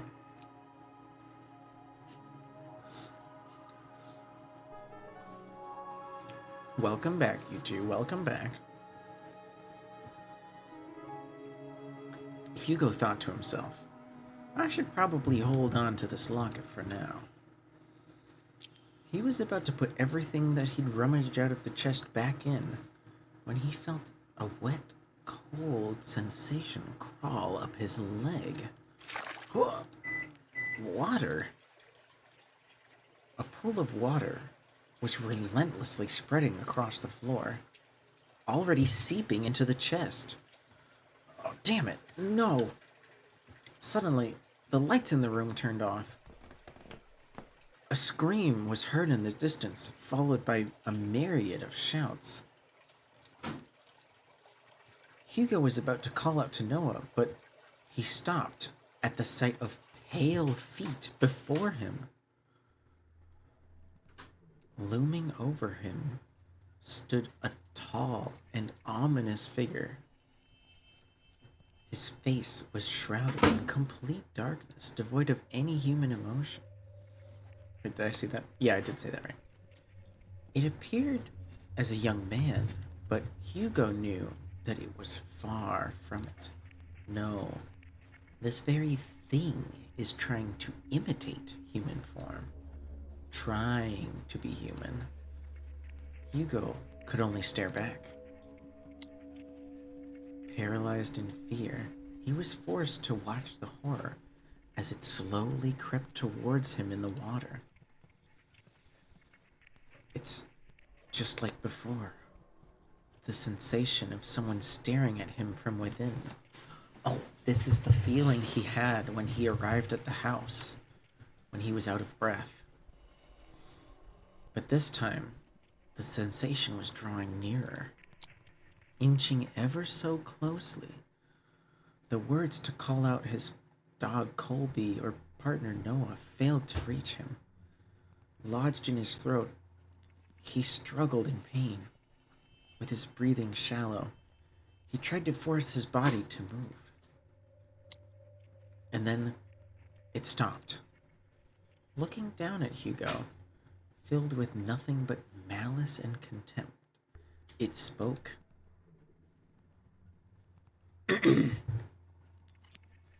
Don't get in my way.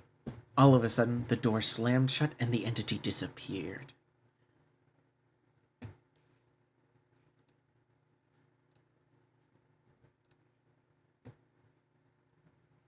Sorry, my chat like scrolled up for no reason.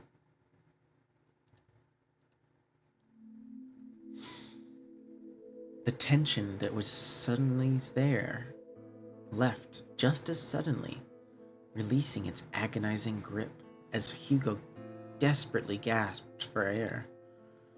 His vision was blurry, and his breath still jagged. He staggered to the door. He yanked at the handle several times, but it seemed to be jammed. Fuck! Noah! Colby! To Hugo's dismay, he was only greeted with silence on the other side of the door. Damn it! From a distance, though, he faintly heard the sound of Colby's relentless barking as it got further away from the house. He rushed to the window and tried to pry it open, but just like the door, some force was preventing him. Fuck this. Frantically looking around the room, he spotted a chair nearby, and he grabbed it and started to smack the window with the chair. Bit by bit, the window cracks got larger and larger, splitting off smaller pieces. What the hell is this window made of? Maybe he's just too weak to hit it very hard because he can't breathe right? He's tried to muster all of his strength for one final blow on the window. Damn you, just break already! Clearing out the remaining glass shards, he peered his head out of the window to see any railing he might be able to grab a hold of. However, he discovered instead that the wall adjacent his window was covered in ivy. Despite how heavy the rain was drastically becoming, he reached out for the ivy and grabbed a handful of vines, and carefully climbed out the window, gripping it tightly and making sure he didn't lose his footing. Yet, with Hugo's luck, the patch of vines he was clutching started to tear away from the wall. Oh no! Desperately, he struggled to find his grip on something else, but he failed. Everything was out of reach. Oh shit! Clamoring wildly, Hugo lost his hip and crashed down into a thicket of bushes nearby.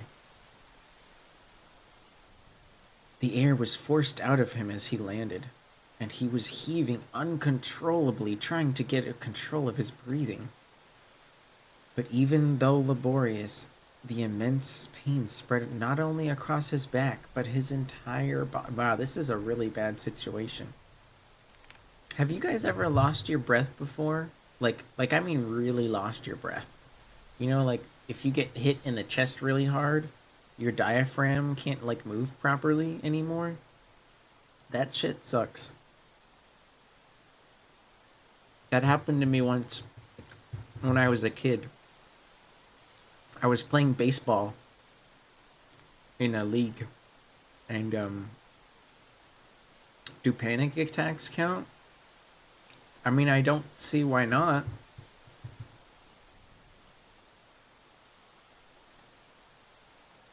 It's like something, real or imagined, kind of like messes with how you control your diaphragm naturally, and it kind of just stays stuck there.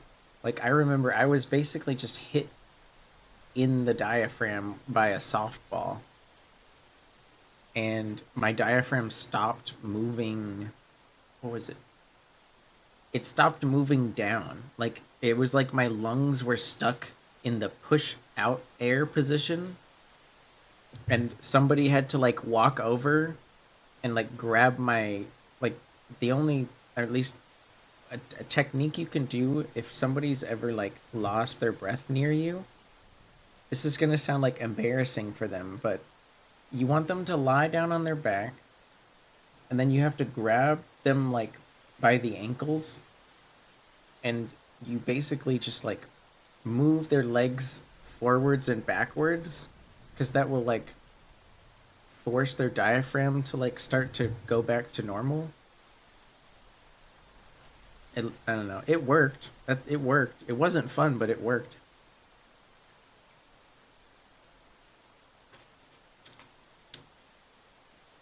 I'm sorry you had to deal with that, Pizzy. And Chesdisky. It's probably smart though. It's good. It's good to have an emergency inhaler, right? Anywho, enough of my old man stories. Let's get back to Hugo, who just lost his breath after falling from a bunch of vines next to a window on the second floor.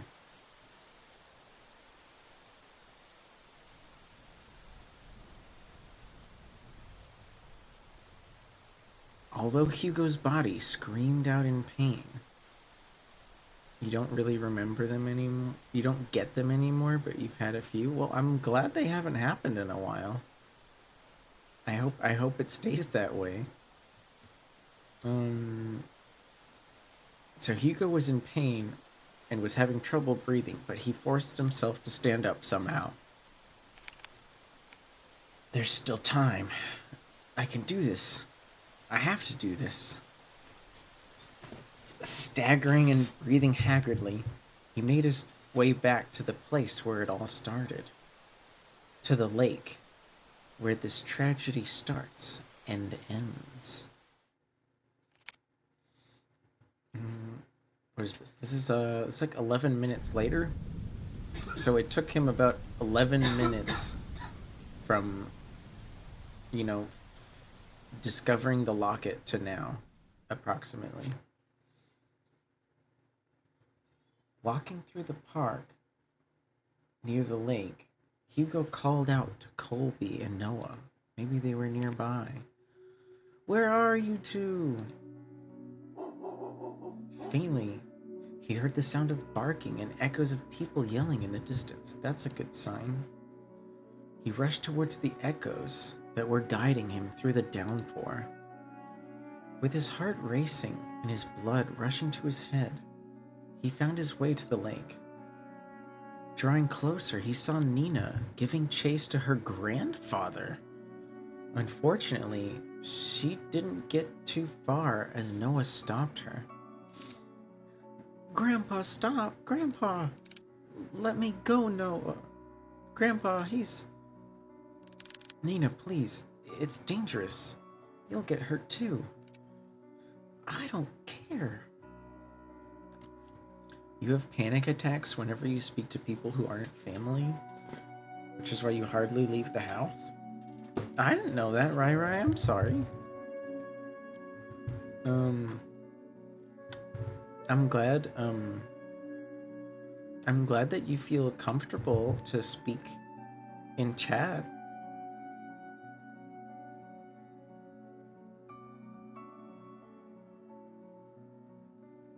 Um, hmm.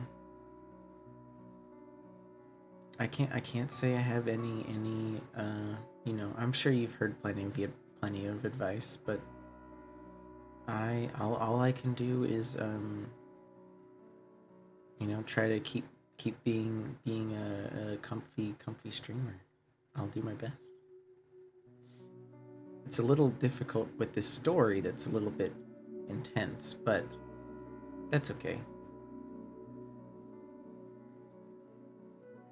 Yeah. No, I understand. I know just like voice calls are difficult for people for many reasons, So, Noah's trying to hold Nina back because apparently if she keeps chasing her grandpa, something dangerous might happen, but she doesn't care. I don't want to lose anyone else in my family anymore. It was at that instant that Hugo trudged against the water, pursuing in Nina's stead. Aw, well, I'm glad that you found a group of people you like talking to, Rye. I hope you get to stick around.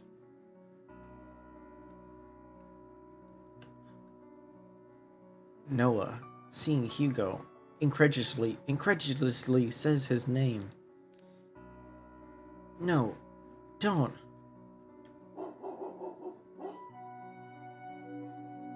The dog's barking pleas fell on deaf ears. Not even the whines and the worried cries of Colby could make Hugo turn back. Determined, Hugo trudged further into the water.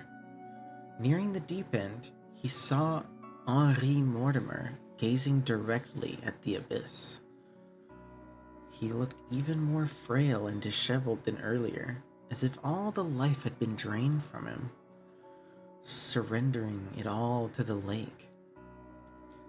But before Henri could lean in, Hugo reached out and tugged at his arm. Mr. Mortimer, listen to me.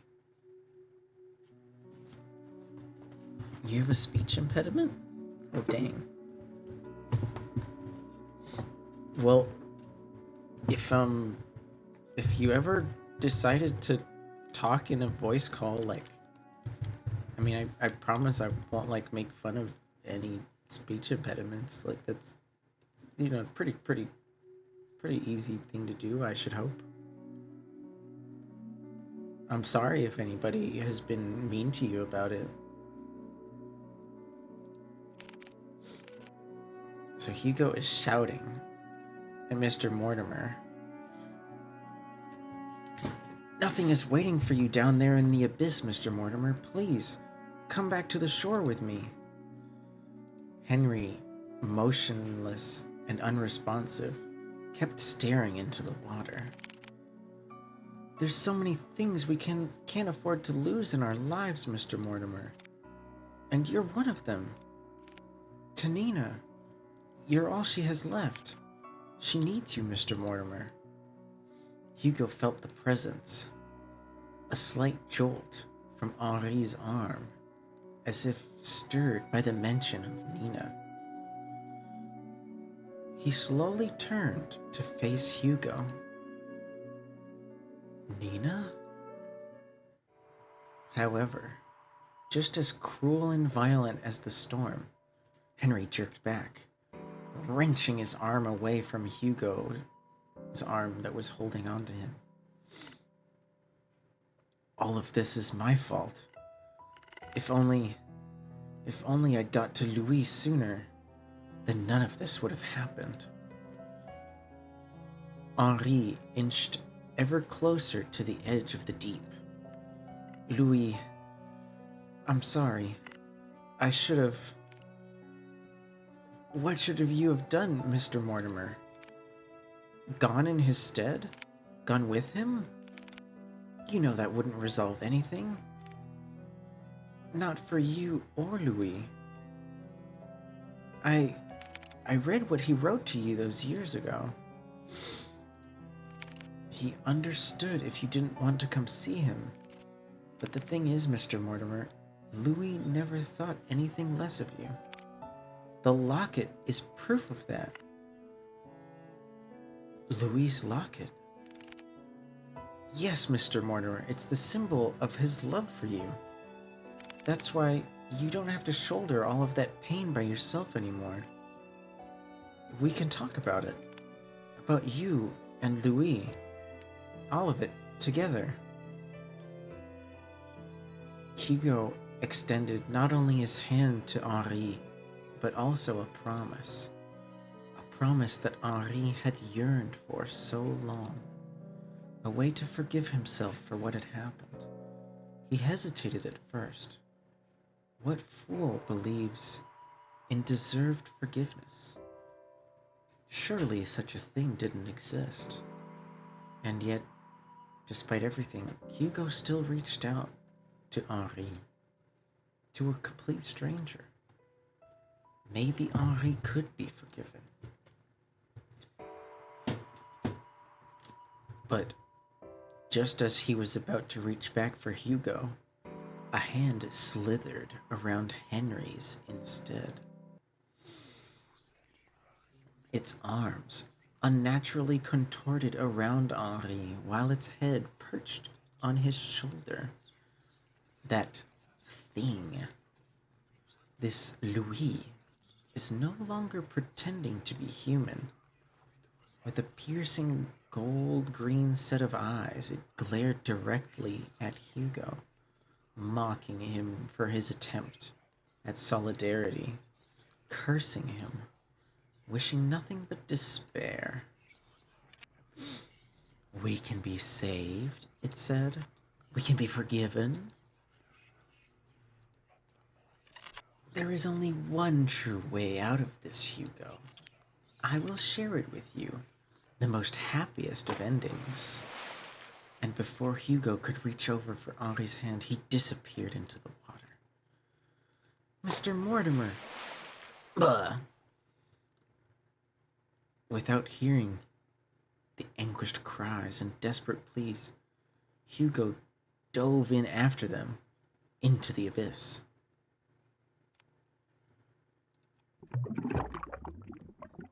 Plunging into the icy water, Hugo felt shock running rampant through his body, like cold spikes continuously piercing his legs to the tips of his fingers, fiercely and unyielding. His chest tightened and his heart raced as he began to kick his legs, swimming, hoping whichever way he went he might find Henri. Swimming deeper and deeper in, he faintly saw a finger slowly descending into the dark. But as he finally got closer to the figure he assumed to be Henri, a long snake-like arm stretched across the void and grabbed Hugo's neck, violently squeezing all the air out of him. Hugo tried desperately to wrench its hands away, but with each struggle, Hugo's movements began to weigh heavier and heavier and heavier. Louis, where are you, Louis? It's looking for Louis? Digging deep into his coat pocket, he tightly grasped his hand onto the locket that Henry had kept so long forgotten, holding it out as it shined ever so brightly in the darkness of the water. Raya's being cute today? I think Raya's being, maybe a little cuter than usual.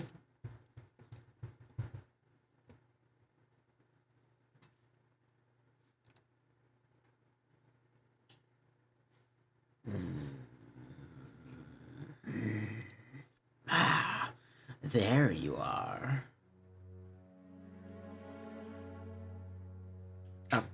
Apparently Hrizdisky thinks so, right? You don't speak unless you're familiar with the peeps on Discord? Oh, are there like a couple people in like Maze server that you talk to maybe?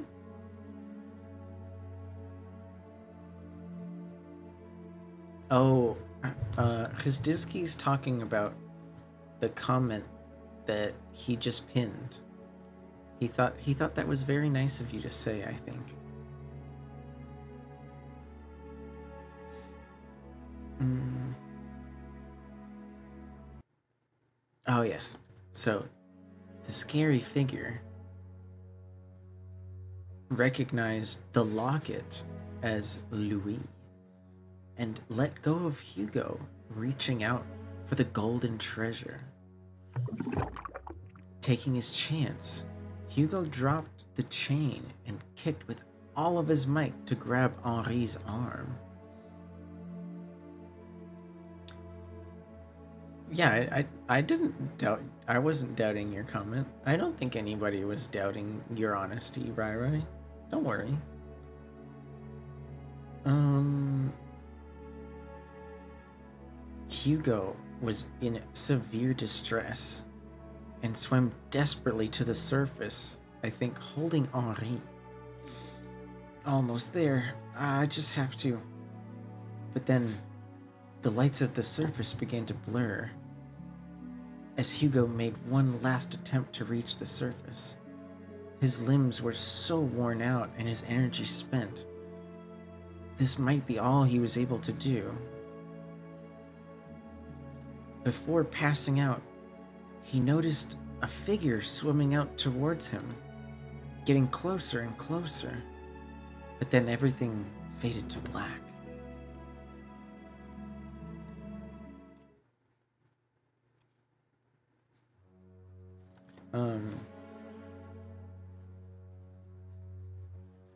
The more you're doing well at a game, the worse your talking becomes.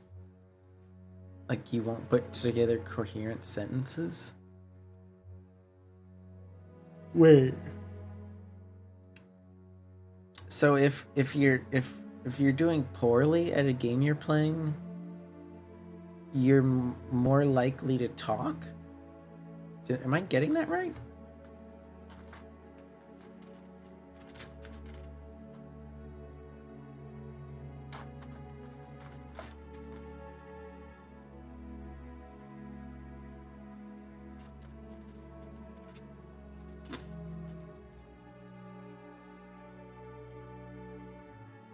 I think I'm understanding what you're saying. No, my speech would be more understandable. Oh, okay. Okay, so like, you mean if you're doing really well at a game, like you can still talk, but it'll be like harder to understand. I mean, that sounds like I don't. That like makes some kind of sense. Although I can see how it might be a problem when you're trying to talk to someone. Like a Joe Biden moment? I don't even know what that means.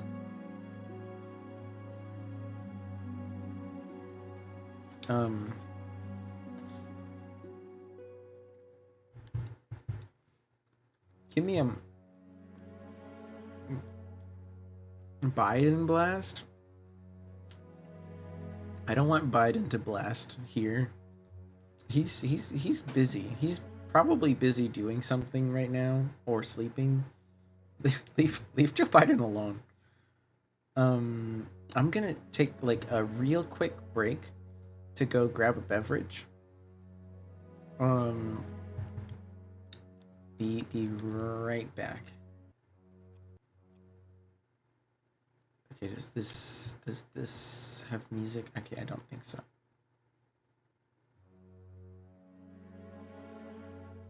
Here, let me just mute the game. And I'll be right back.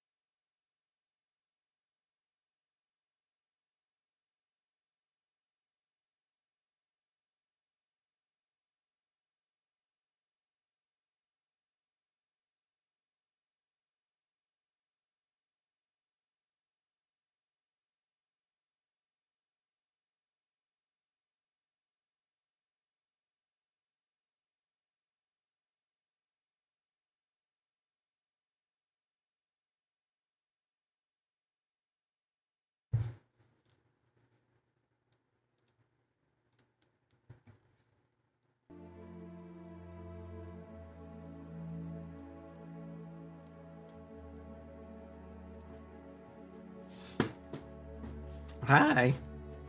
I'm back. Oh my god. I'm so stupid.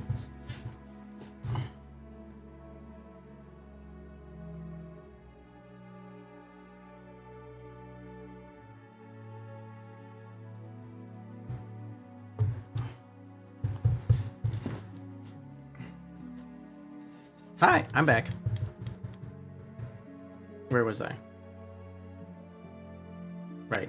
Leave Joe Biden alone. I don't want to talk about Joe Biden. Um,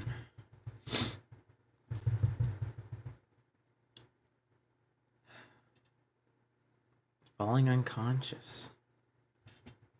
Falling unconscious. Hugo drifted along what felt like an endless sea. Hugo coursed through wave after wave, not knowing where he was going, or caring for that matter. All he knew was that he was very, very tired.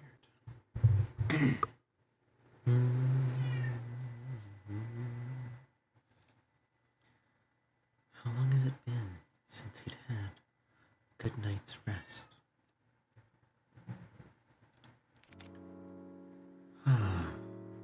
It's been too long. Maybe I should take that rest now. I'd like that so much. I agree that you deserve it, Hugo, but not here. Thank you, Subwa, thank you.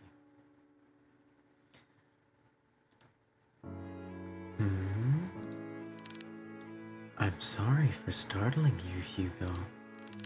I just wanted to see you before I go. Louis? You've done so much for me and Henri. Thank you, Hugo. No worries. From a far-off distance, a voice cried out to Hugo, beckoning for him to come back. Well, Hugo, I guess this is it. Take care, Hugo.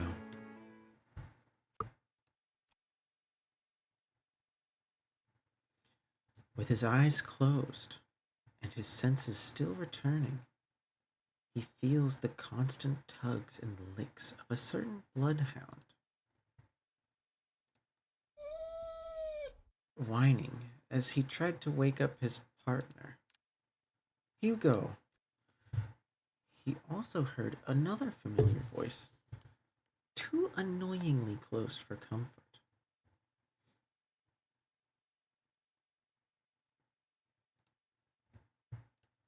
Why do I have 3 messages? Oh, Dre. Dre, are you still here?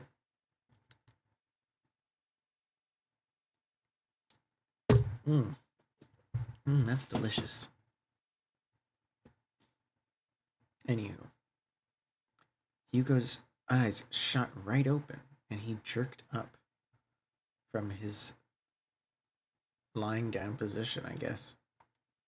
Confused, he looked around before coughing up a bunch of water from his lungs. Are you all right, Hugo? Noah started to pat his back while Colby continued to whine over his master. What happened? Where's Mr. Mortimer?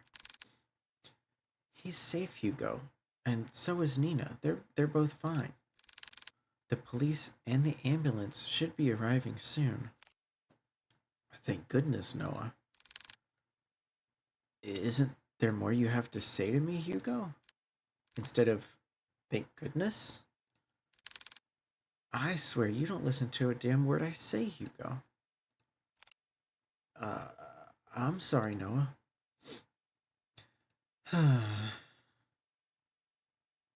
Hugo was patted more on the back by Noah as someone approached them. Detective Laurent? Oh, Nina.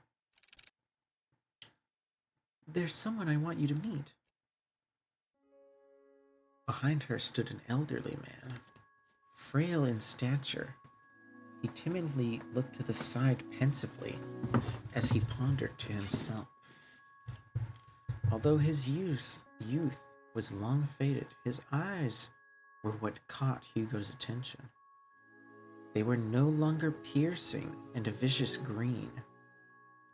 The only eyes remained were like Nina's. Hello, Mr. Mortimer. Detective. I never got a chance to say goodbye to him.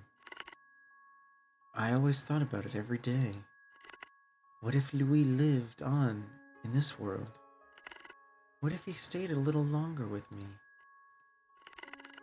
It's because of that constant mindset I dragged everyone down. And I kept hurting not only me, but Nina especially. I was the one who kept hurting her, the one to blame for all of this trouble.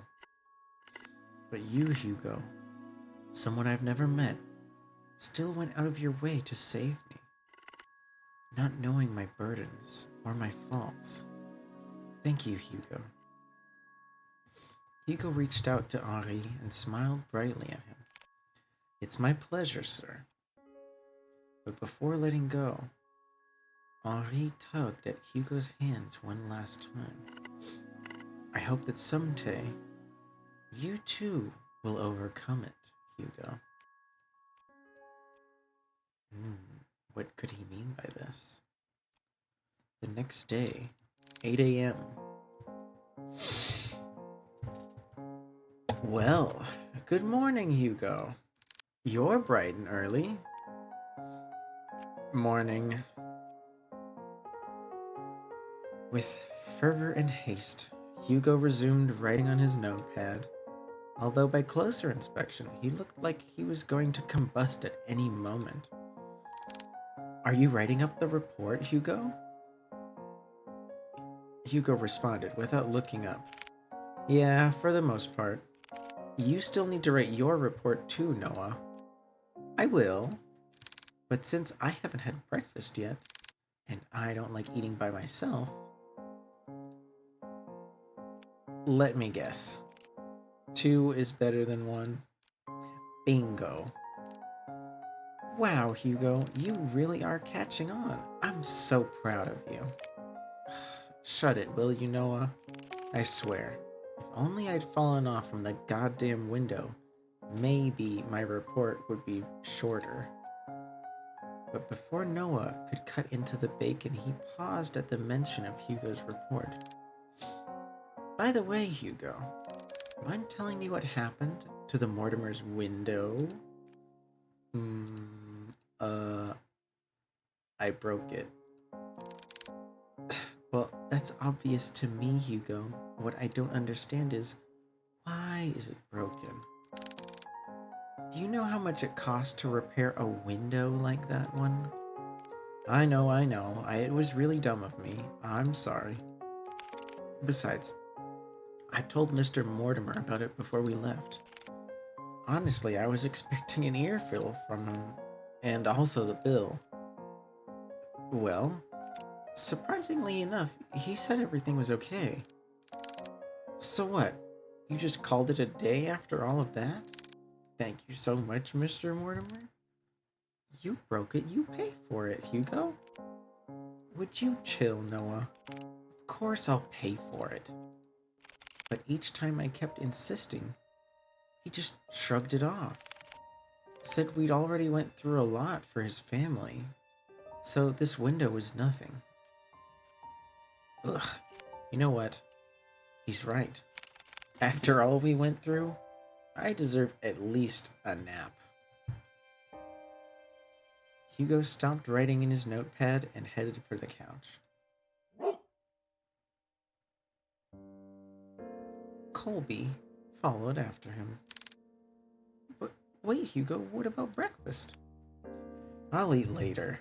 It's nap time now. Sighing heavily, Noah set aside the food on the desk and joined the other two at the couch. Aw, that's adorable.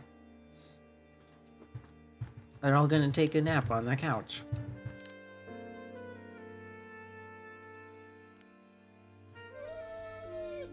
Hugo whined, asking for scritches. Sorry, buddy.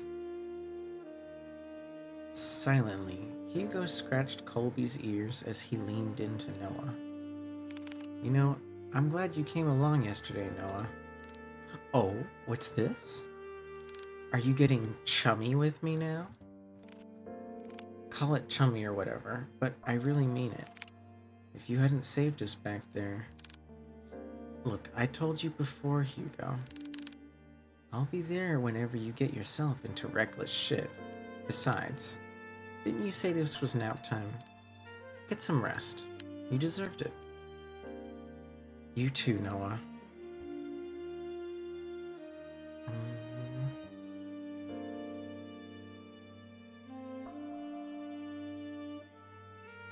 It's nice.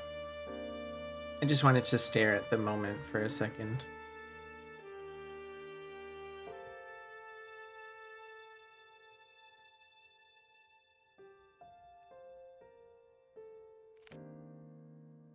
Good end. Let's go. We only made one choice. That one choice was the deciding factor of a good end or a bad end. Hi, Corin. Welcome back, Corin. How's it going, Corin? How you doing? How you doing? How you hanging? What's poppin'? I'm sorry you missed the entire story. Unless you've been quietly lurking.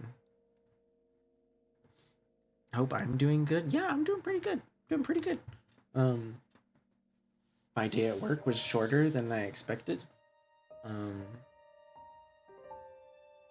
I had some fun finishing both of these visual novels.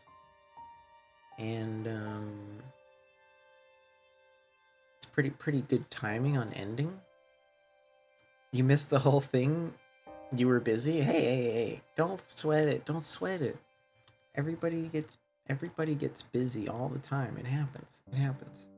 There's like I'm not even kidding. There's let's see. 1, 2. That's fine.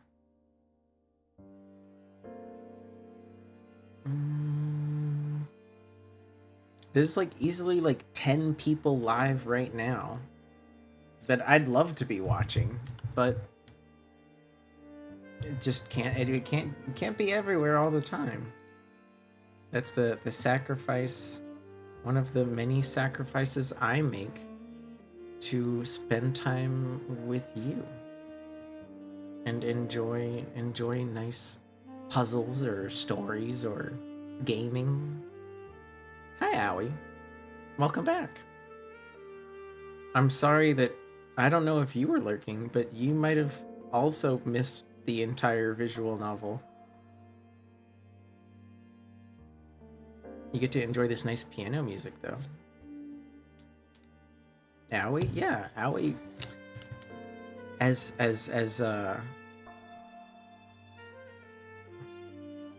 magnanimous as Lord Owie is, he does tend to once in a while stop by my little stream.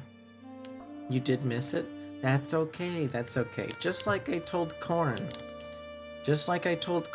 There's 10 streamers live right now that I'd love to be watching.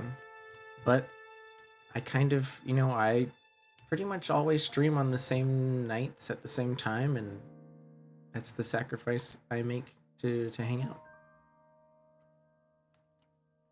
Forgiveness is a strength. Well, yeah, I'm not as ruthless as a ruler as you are in your kingdom, Lord Owie. But hi. Thankfully we got the good ending. He means you're getting banned? Well, I'm not banning anyone. Now you say I'm ruthless? Well, it's I like to use you know, I don't read the dictionary every day like you, but you know, I like to play around with words. I'm just teasing. I'm just teasing. Hi, NC. How's it going? Mm, you're probably gonna finish your drawing next stream because you were procrastinating. That's okay. There's honestly no pressure. You like just decided you wanted to draw me. Like, let's do it at your own pace.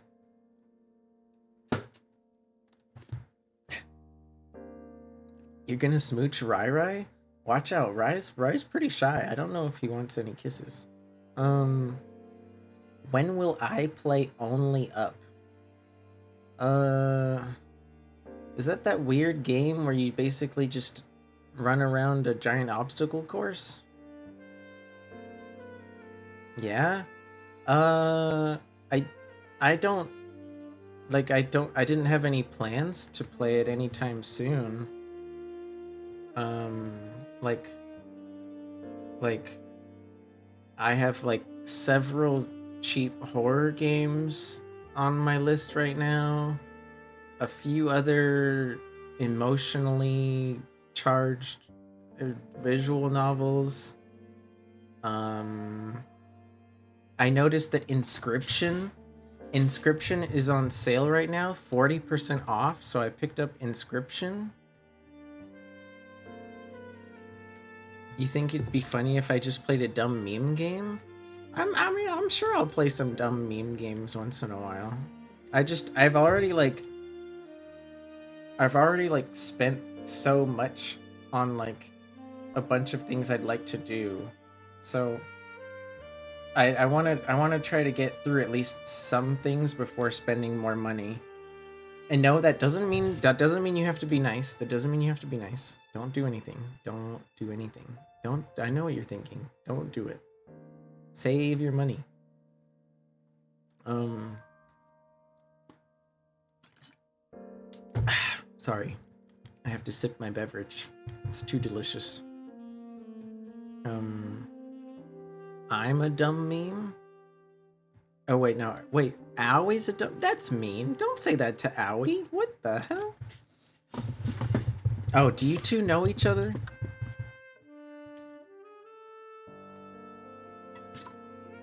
Streamer, why is my chat so mean? I don't know where this is coming from. Everybody was like saying hi to each other earlier and like talking about personal issues and comforting each other. I don't know what's going on. You just started watching him a few weeks ago? Yeah, I mean, I would shit. When did I meet you, Owie? Was that maybe like, I feel like it's been only like maybe 1 or 2 months. I forget how I first saw you. I think, I think maybe, I want to say follow age. Yeah, I could check that. But like, I don't always necessarily follow somebody the first stream that I watch them. So that wouldn't be like an exact number. I guess I could check right now.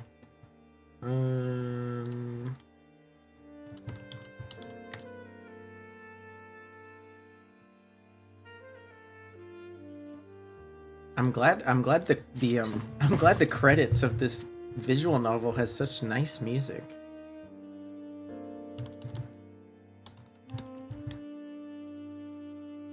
Three months, 12 days, and 1 hour. There you have it.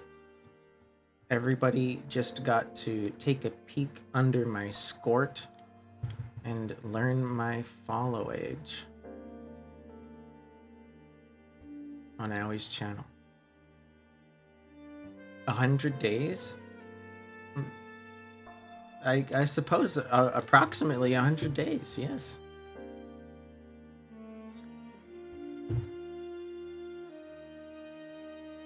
You've been following Aoi for 2 months? It's not a competition, Rai.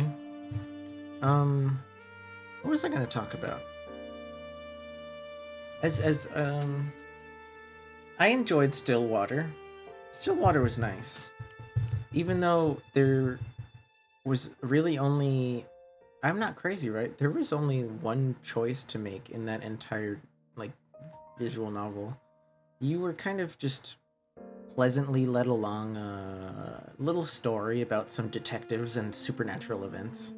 It was nice. I enjoyed it. It was nice. Close that. Da, da, da, da. Just chatting.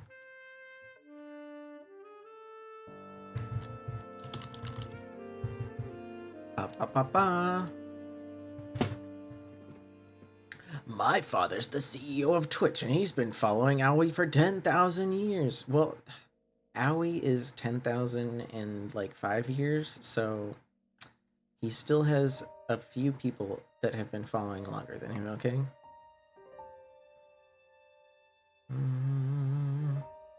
Small? You want me to be small? Alright. You're not that old? I know you're not that old. You're younger than me. Come on, I'm just teasing. Yeah, I'm small. What's up? You're older? We've been over this.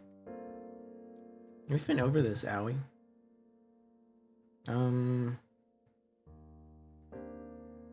You said you were a little older. Wait, where am I? Who are you? You are Catboy Owie. A YouTuber? A Twitch VTuber?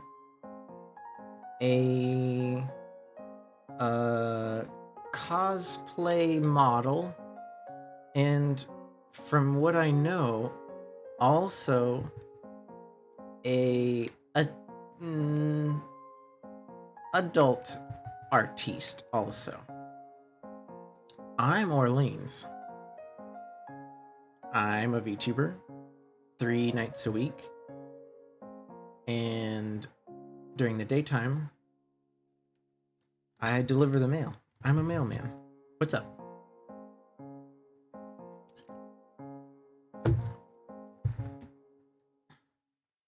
I think I've been small long enough. Thank you for the redeem, though. Thank you for the redeem. What is the essence of my being? I feel like that would take too long to, I feel like that's not an easy question. And I'm not gonna tell you my life story right now.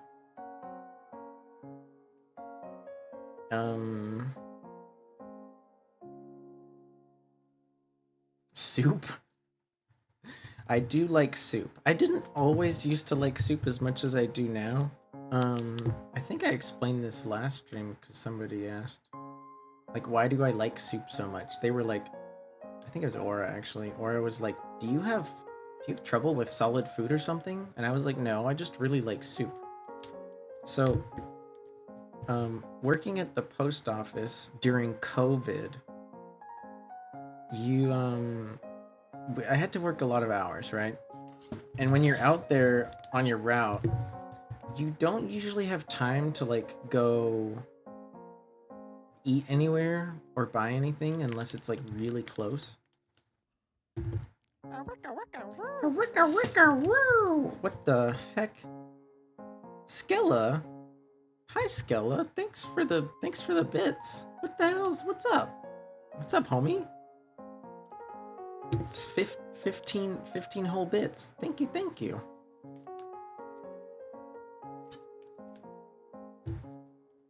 You found the cat? Wait, have you two been chasing each other across Twitch streams? Are you two playing a little game right now? You hunting the cat boy?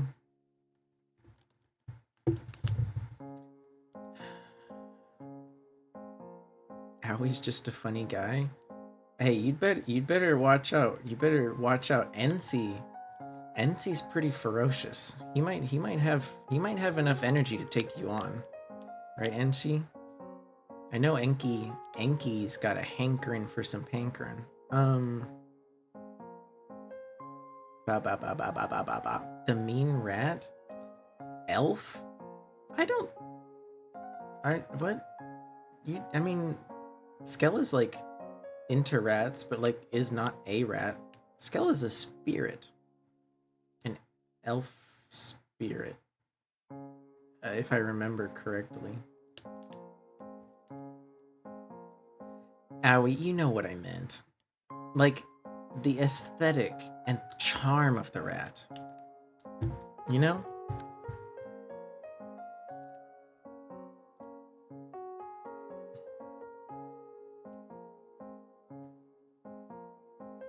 Bah. Wait, where's the?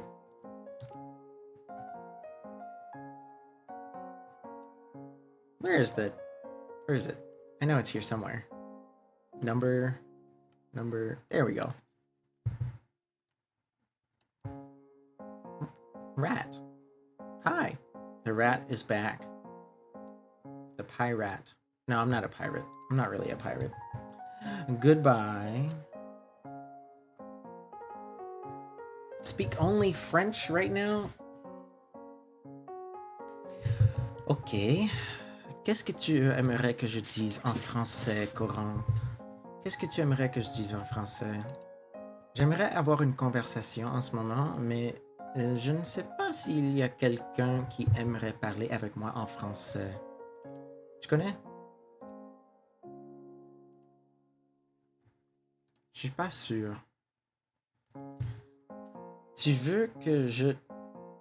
Tu veux étudier comment cuisiner un rat en français? Ben, je devinerais que tu as besoin d'un rat et un couteau pour enlever bien la peau du rat. Bonjour, Mibo. Bonjour.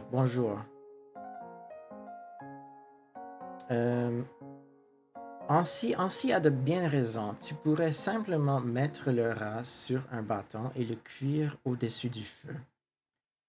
Prochaine question. Tu ne connais pas assez de français pour me comprendre. C'était une idée terrible.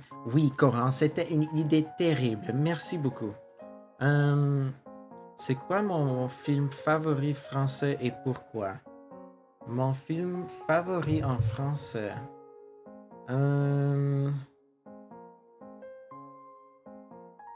Je te dirais la vérité, j'ai pas vraiment de film favori en français. Bonjour Ristiski. À cause que la plupart des films que je connais. Non, c'est pas le bon numéro. Non, c'est pas le bon numéro. Non, c'est pas. Ah, et voilà. Merci pour le shout-out à Catboy Aoi. Merci.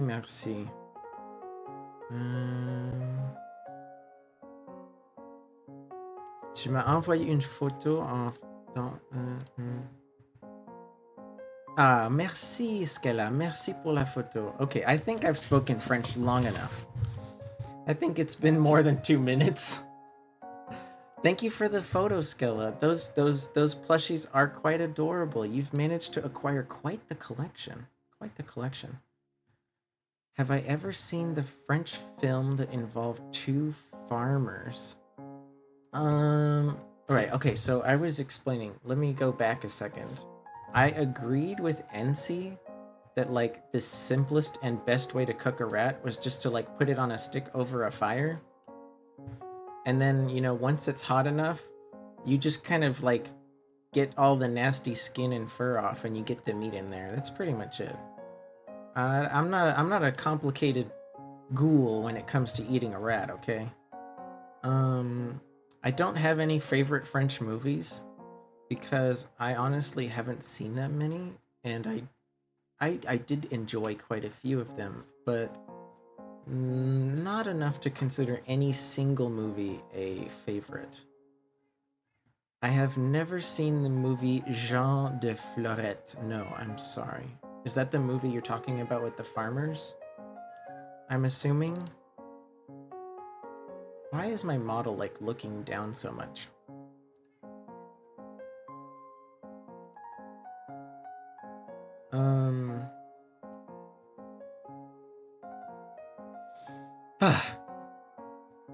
Don't cook the rat?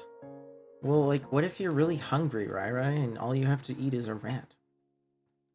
Meow? Oh, yeah, you probably heard my cat Dinks. My cat Dinks was meowing. He went, meow. Have I seen the French movie with wrench people? I haven't seen the French movie with wrench people. No, Rai.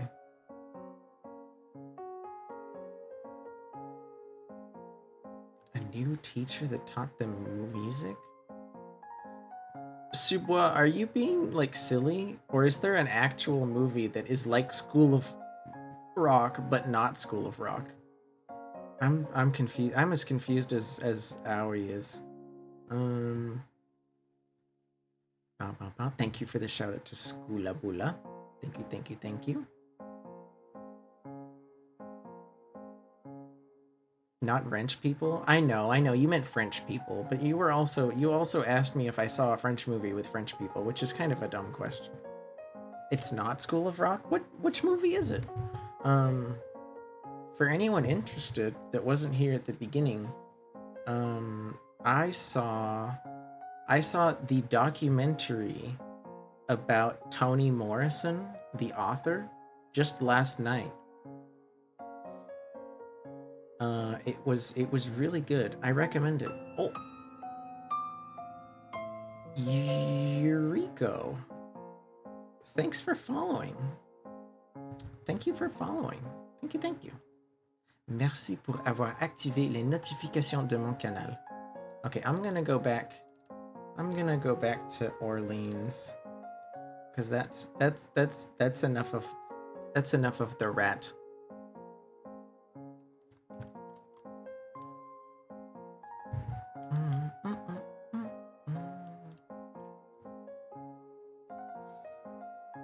Woman standing, woman go, man standing, man go. Thank you, Yuriko, for your emoji humor. Wait, Corin, you haven't seen School of Rock? What? Come on, it's a classic.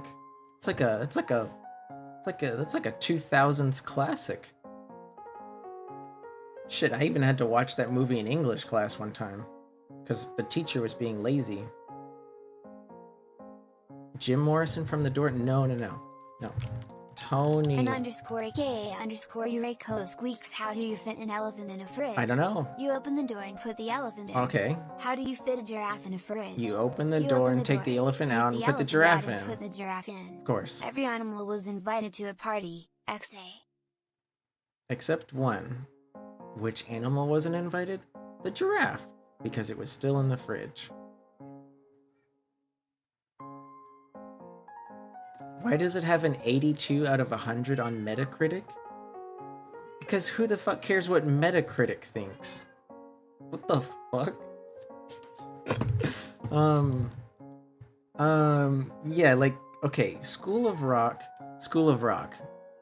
I'm not gonna say it's the best movie of all time. But, like, you know,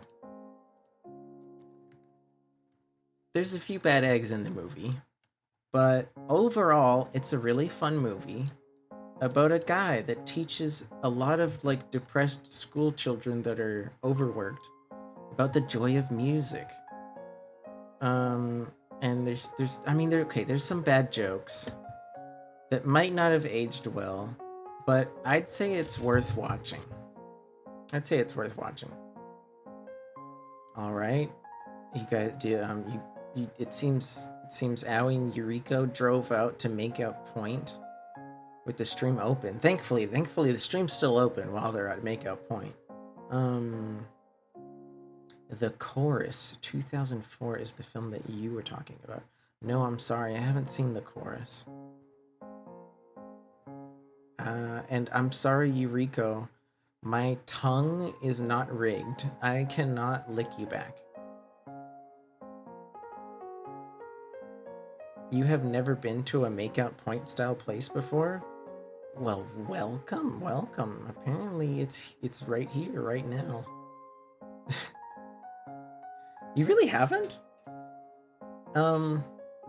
Like, okay, they might sound cheesy, but like, just like driving out somewhere with some kind of elevation and that has a decent view of like the lights of the city.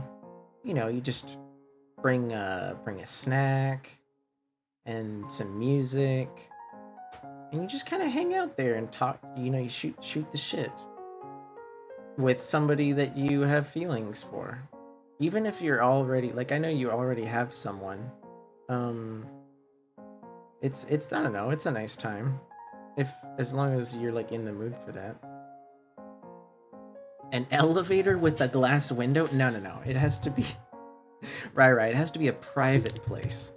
You don't want somebody just walking into the elevator. What the hell? Yeah, as cheesy as it might sound in a movie, like there's a reason it's featured so prominently in so many movies. It's because like people actually do enjoy doing that. Some people are into that.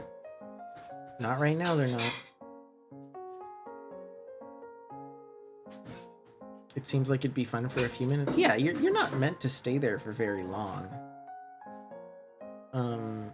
You know, just long enough to like have a snack and talk for a bit. Probably go do something else afterwards. Like, I don't know, whatever else you would normally do with your partner. It's just like, it's almost like an excuse to just get out of the house. My cat is moving things loudly? No, that's like somebody that lives in my house. My good friend and roommate of many years. They finished their shift at work 10 minutes ago. No, my cats can't use the microwave. When you stream, you move loudly and you're a cat. Why are you complaining? I don't think Owie was complaining. Owie was just making an observation. Although if you were complaining, like... Okay, good, you weren't. What was I gonna talk about? Orleans observes everything in good faith. I appreciate that. Well, I try. I can honestly say it's taken a lot of years of effort and help from my friends and loved ones to help me move on from the poor attitudes I had when I was younger.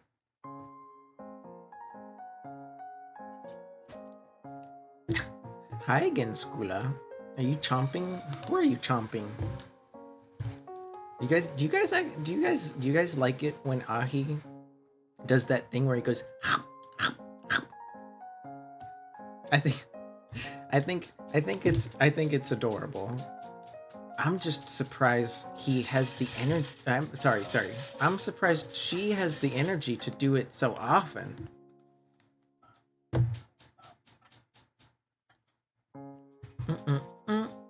I'm gonna change the music if you don't mind.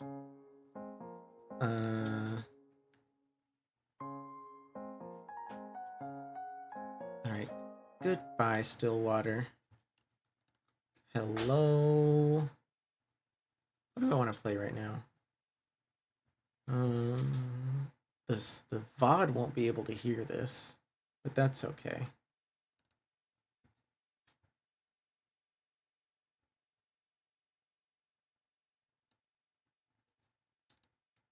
Um, no, my cat can't use the stove.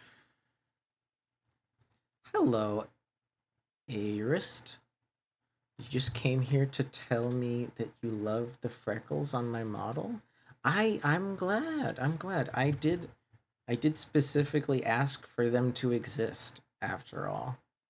I wish I wish my real face was as bespeckled as the freckles that I currently hold dear. I really wish. Um there is such a thing as freckle tattoos, but they're honestly, from what I know, kind of a waste of money. Um, because it can take several sessions to actually get like freckle tattoos to work, and the skin on your face like rejuvenates so quickly that you can like lose it really fast. A freckle pen? Is it like literally called a freckle pen? Or is it like is it called something else? Because I feel like I could find, I feel like I know what you're talking about. Like maybe it'd be one of those like an eyebrow pencil or something, and then you just use it for freckles instead. It's called a freckle pen? What makes it? Oh, it's a pen. Hmm. Hmm. Hmm. Hmm. Hmm. Hmm. Like a marker? Okay, so it's kind of like a felt marker that's like, hopefully, well, knowing the beauty industry and the lack of regulations, it might have some chemicals that aren't nice to your skin. But Iris, thank you for the follow. Merci pour avoir activé les notifications de mon canal. Thank you, thank you, thank you. Um, hi, Hristisky. Thank you, thank you. What was I gonna talk about? Yeah, I'm guessing like as long as you don't wear that stuff on your face too often, then you'll be fine. Um, what does Aoi cosplay? Aoi has cosplayed several characters as far as I know. Squilabella underscore VD squeaks mlemhihi. Mlemhee. Thank you. I do enjoy a good mlemming once in a while. I'm cute as hell. Well, I don't believe in hell, but I hope it's a pretty cute place. Because apparently I'm supposed to be like that place. What was I talking about? I don't even know anymore. I feel like we got triple sidetracked. Triple sidetracked. Head pats? You want head pats? Oh man, it's head pats time. Oh god, I have to remember to change the price on that. Thank you for reminding me to change the price. Um, I mean, don't worry, it only goes up by 1 point every time because I like to keep track of how many times it's happened. Let's see, I forgot to raise it last time, which means now it has to be 3015. Um,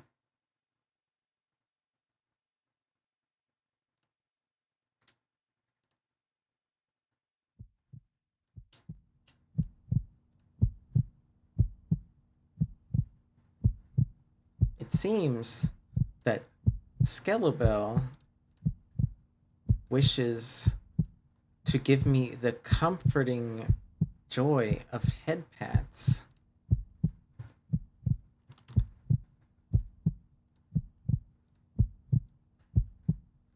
And all of that energy is stored inside this heart that I have just pulled out from existence.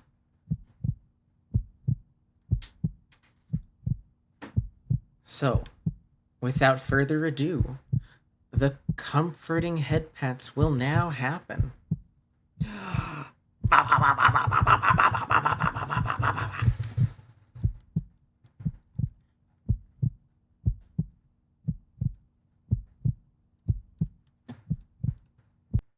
Thank you, Skella. Thank you for the head pats.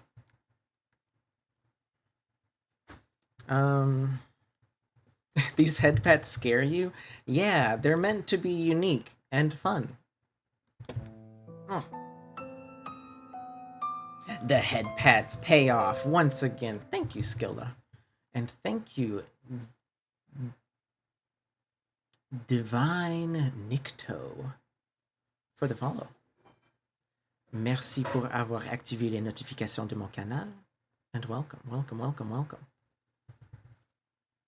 Skella, what's wrong? Why are you saying please? Why are you saying please? Is something wrong with the head pats? Is head pats done? Yeah, head pats are done. The blood is still here. I usually leave the comforting head pat blood for like a few minutes. I know the blood looks cheesy, but like I set this up like 7 months ago. The license plates are from who Orleans has gotten head pats from? No. All of the license plates are real license plates that I have found in real life on actual cars. And it's kind of just a little hobby of mine to like find pictures of license plates that I find interesting or funny. And Lexi, thanks for the follow.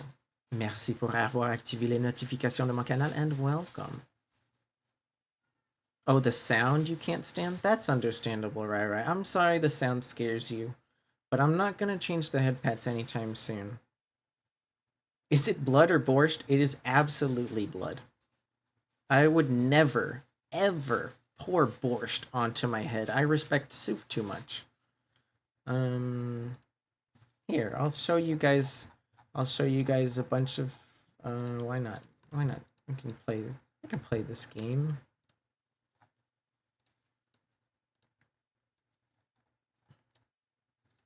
There are over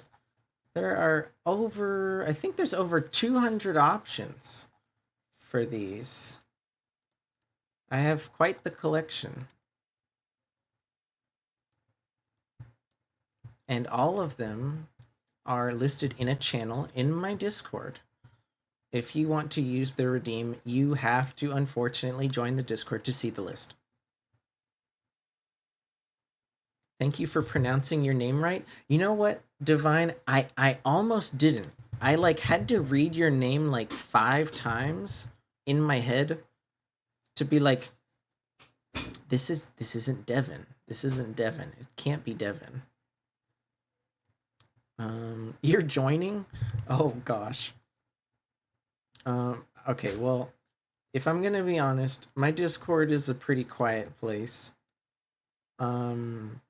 It's mostly where I like shoot the shit sometimes for a minute with people I know.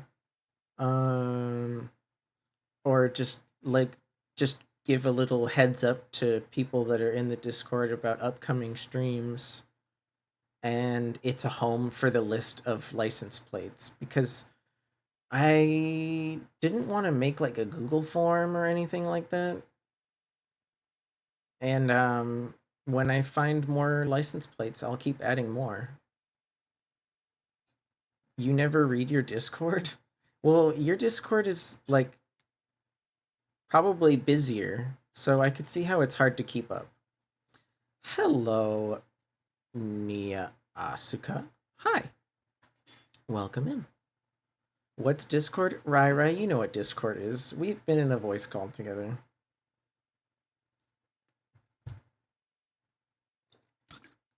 Soup is good for weight loss? I mean, it depends on the soup, right?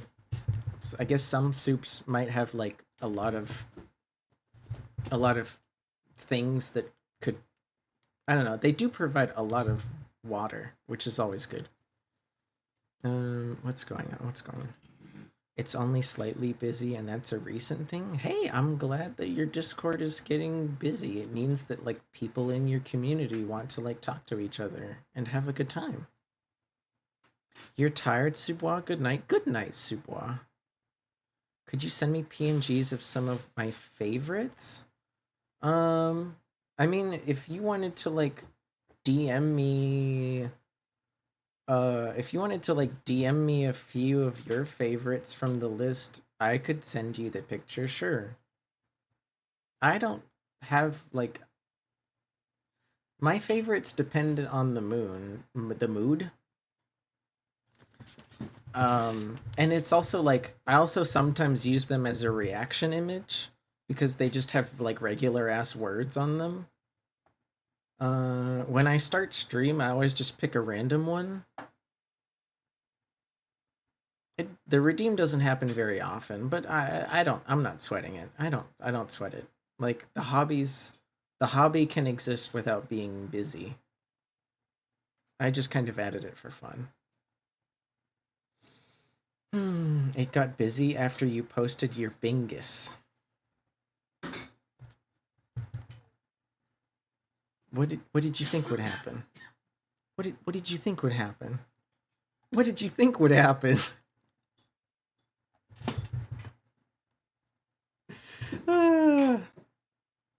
Scala, you're adorable.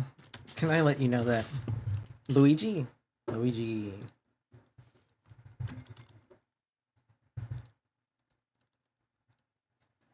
Luigi.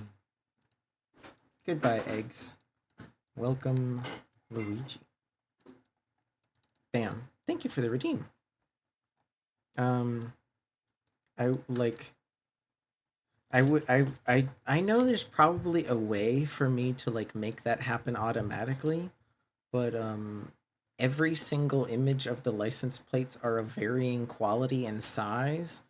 So it'd be like almost impossible to like have like one disappear and the other one appear in exactly the right place and exactly the right size. So I just do it manually. Um you need money? I mean, that's fair. Skilla, I'm not upset with you. I'm just saying like of course it got busy. There were probably some people that were interested in seeing that. And I don't blame them. You have kind of described it as something worth seeing. Mm, it's a headache, but it's doable. You can resize it in VTube Studio and create a scene for each. See, that's where the problem comes in. I'm not doing that for over 200 items. I'm just not. It's like unless people started redeeming it constantly, like I feel like it just wouldn't be worth the time. And like it also gives me a small moment to just like pause what I'm doing and like think. You know, who doesn't like that small little moment to just stop and think and breathe, you know?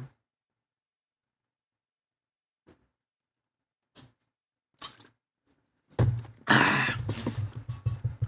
Bum bum bum bum bum.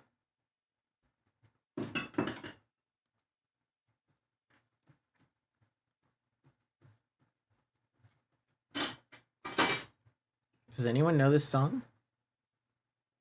Does anyone know this song? French Letter by Jaywalk is definitely not playing on stream right now. Definitely not playing on stream right now. What was I doing? Um, I don't know. It's getting a little late. But some friends of mine were talking about Cyberpunk earlier today, which kind of made me want to sing the Cyberpunk song, as cheesy as that song is. But I don't know. I don't know.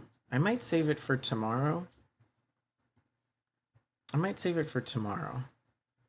You're here for the drugs, intoxication, and violence? Hi. Um, Is it Snapper? Do you want me to call you Snapper? Is that how you say that? I don't know why, but like sometimes when people join a chat and they have um those characters, it doesn't always give me the English attachment. Like I had to like refresh my chat right now to see it properly. Like you see how it is. Where is it? How do I click on this?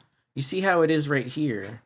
You see how it is right here? Like that's how I see it when you first show up, and then I have to like refresh my chat. They prefer Snappy Wappy. They did nod when I said Snapper, so I'll stick to Snapper. You love that buggy mess of a game? Wait. What game? Oh, drugs, intoxication, and violence? But yeah, Snapper, thanks for the follow. Merci pour avoir activé les notifications de mon canal, and welcome again. Oh, Cyberpunk. I haven't played it. I just like the music and the TV show. I just like the music and the TV show. I think I might save the song for tomorrow because I'm feeling a bit out of it right now.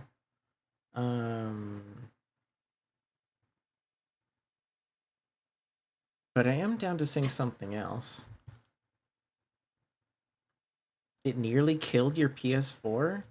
Did you rush your PS4 to the Sony hospital and fix it up? Baby, I'm hot like the prodigal son. Alright, I'm sorry, Alt J. Gotta pause Alt J. I think I'm down to like sing one song and then send you guys off. Send all the homies somewhere nice. Thanks for hanging out so long. I don't usually get to have this much chatting at the end of a stream. It was nice. It was nice. It was nice.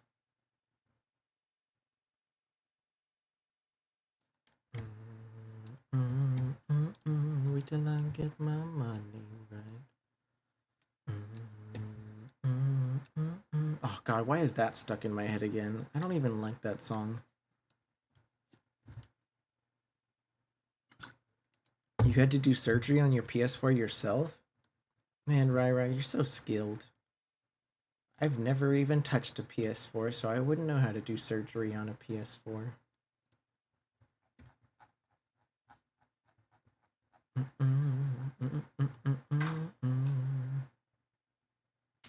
You clicked on the button? The surgery button? And that's all you had to do? What the hell? What do I want to sing? What do I want to sing? You're still sad yours got stolen? Meebo, your PS4 got stolen? That's awful.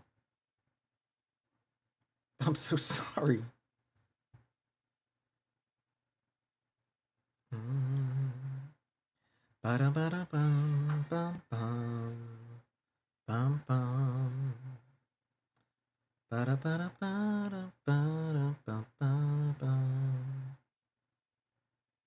It's alright, it didn't work anyway. Oh, well, sucks to be that thief then, I guess. Unless he knows how to fix it. Maybe he knew how to press the surgery button.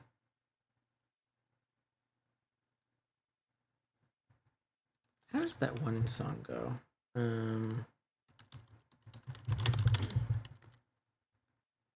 Oh, yeah.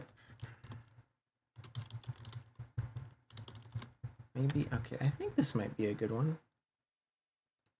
This might be a good one.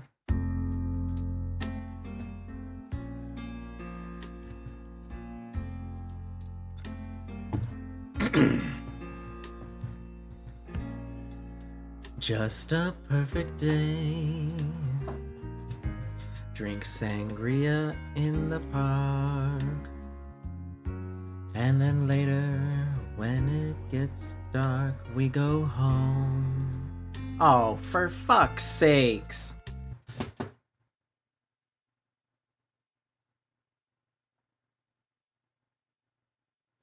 I'm sorry.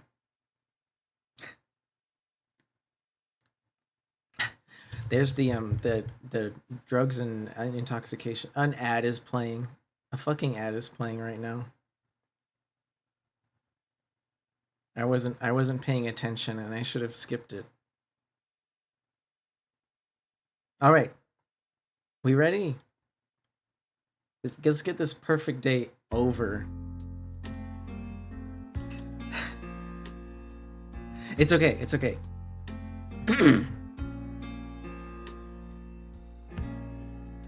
Just a perfect day.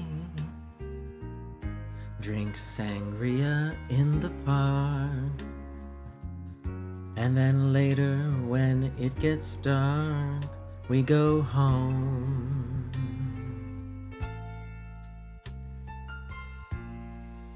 Just a perfect day. Feed animals in the zoo. And then later, a movie too, and then home. Oh, such a perfect day. I'm glad I spent it with you.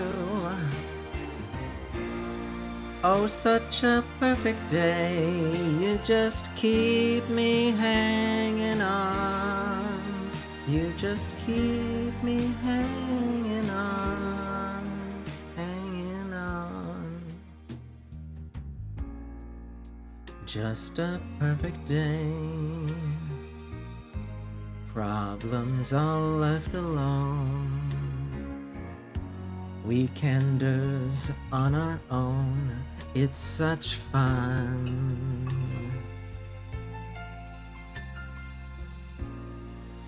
Just a perfect day.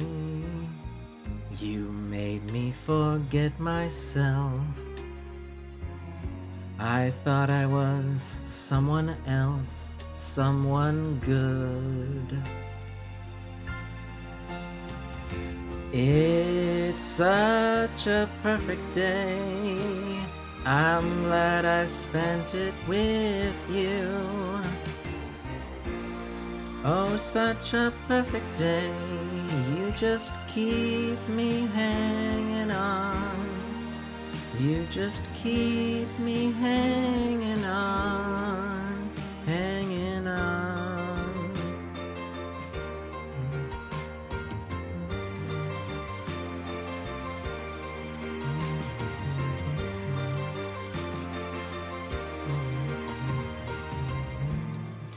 You're going to reap just what you sow.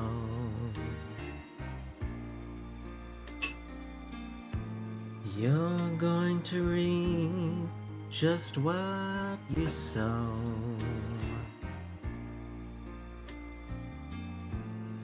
You're going to reap just what you sow.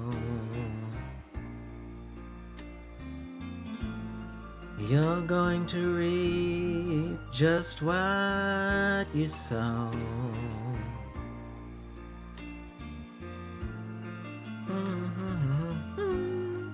There you go.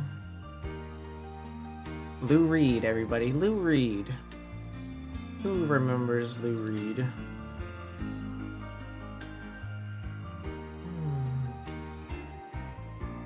Now, what shall we decide to send our wonderful group of guests towards?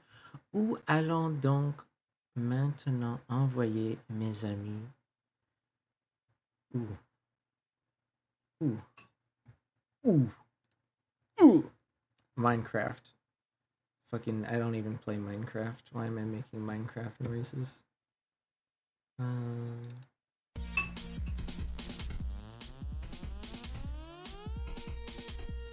Velvet Underground? I think that one is just him. Just him all on his little lonesome singing that one. Why did your message get deleted? Because you called Skyrocket Dog an idiot? Don't call Skyrocket Dog an idiot on my fucking stream, motherfucker. What the hell?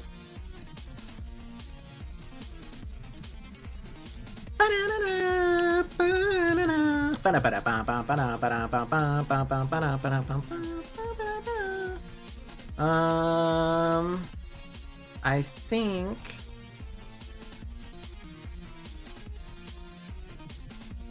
he laughed at you having a near-death experience. I don't think he meant it seriously. And he bullies you for liking Barnyard? Okay, well, I can't help you there. I don't know anything about Barnyard. You really don't have to defend yourself, right? Just don't insult Sky on my stream without a good reason. I don't consider him an idiot, so, like, at least be accurate. At least be accurate.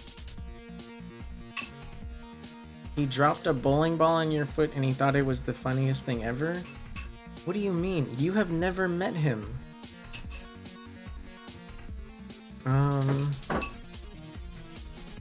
You know what? Okay. We're gonna go... I only know this person because my friend Aura drew them, but, like, they're pretty cool and they're having a time. So, let's go over there. For everyone's information that's curious, this is the last reminder I can possibly give. I am not streaming Friday. I have friends from out of town, from Los Angeles, coming to visit. But, I am streaming tomorrow instead. So I will be back tomorrow night. Yippee! I hope to see some of you soon. If not in chat, then right back here. I'm probably gonna play puzzles tomorrow.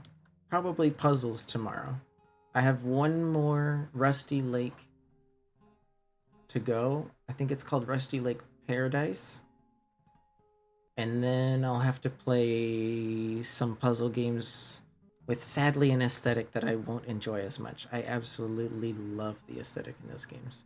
Bye-bye, French boy. Salut la visite. Au revoir. Auf Wiedersehen. Das Vidania. See you tomorrow. Bye.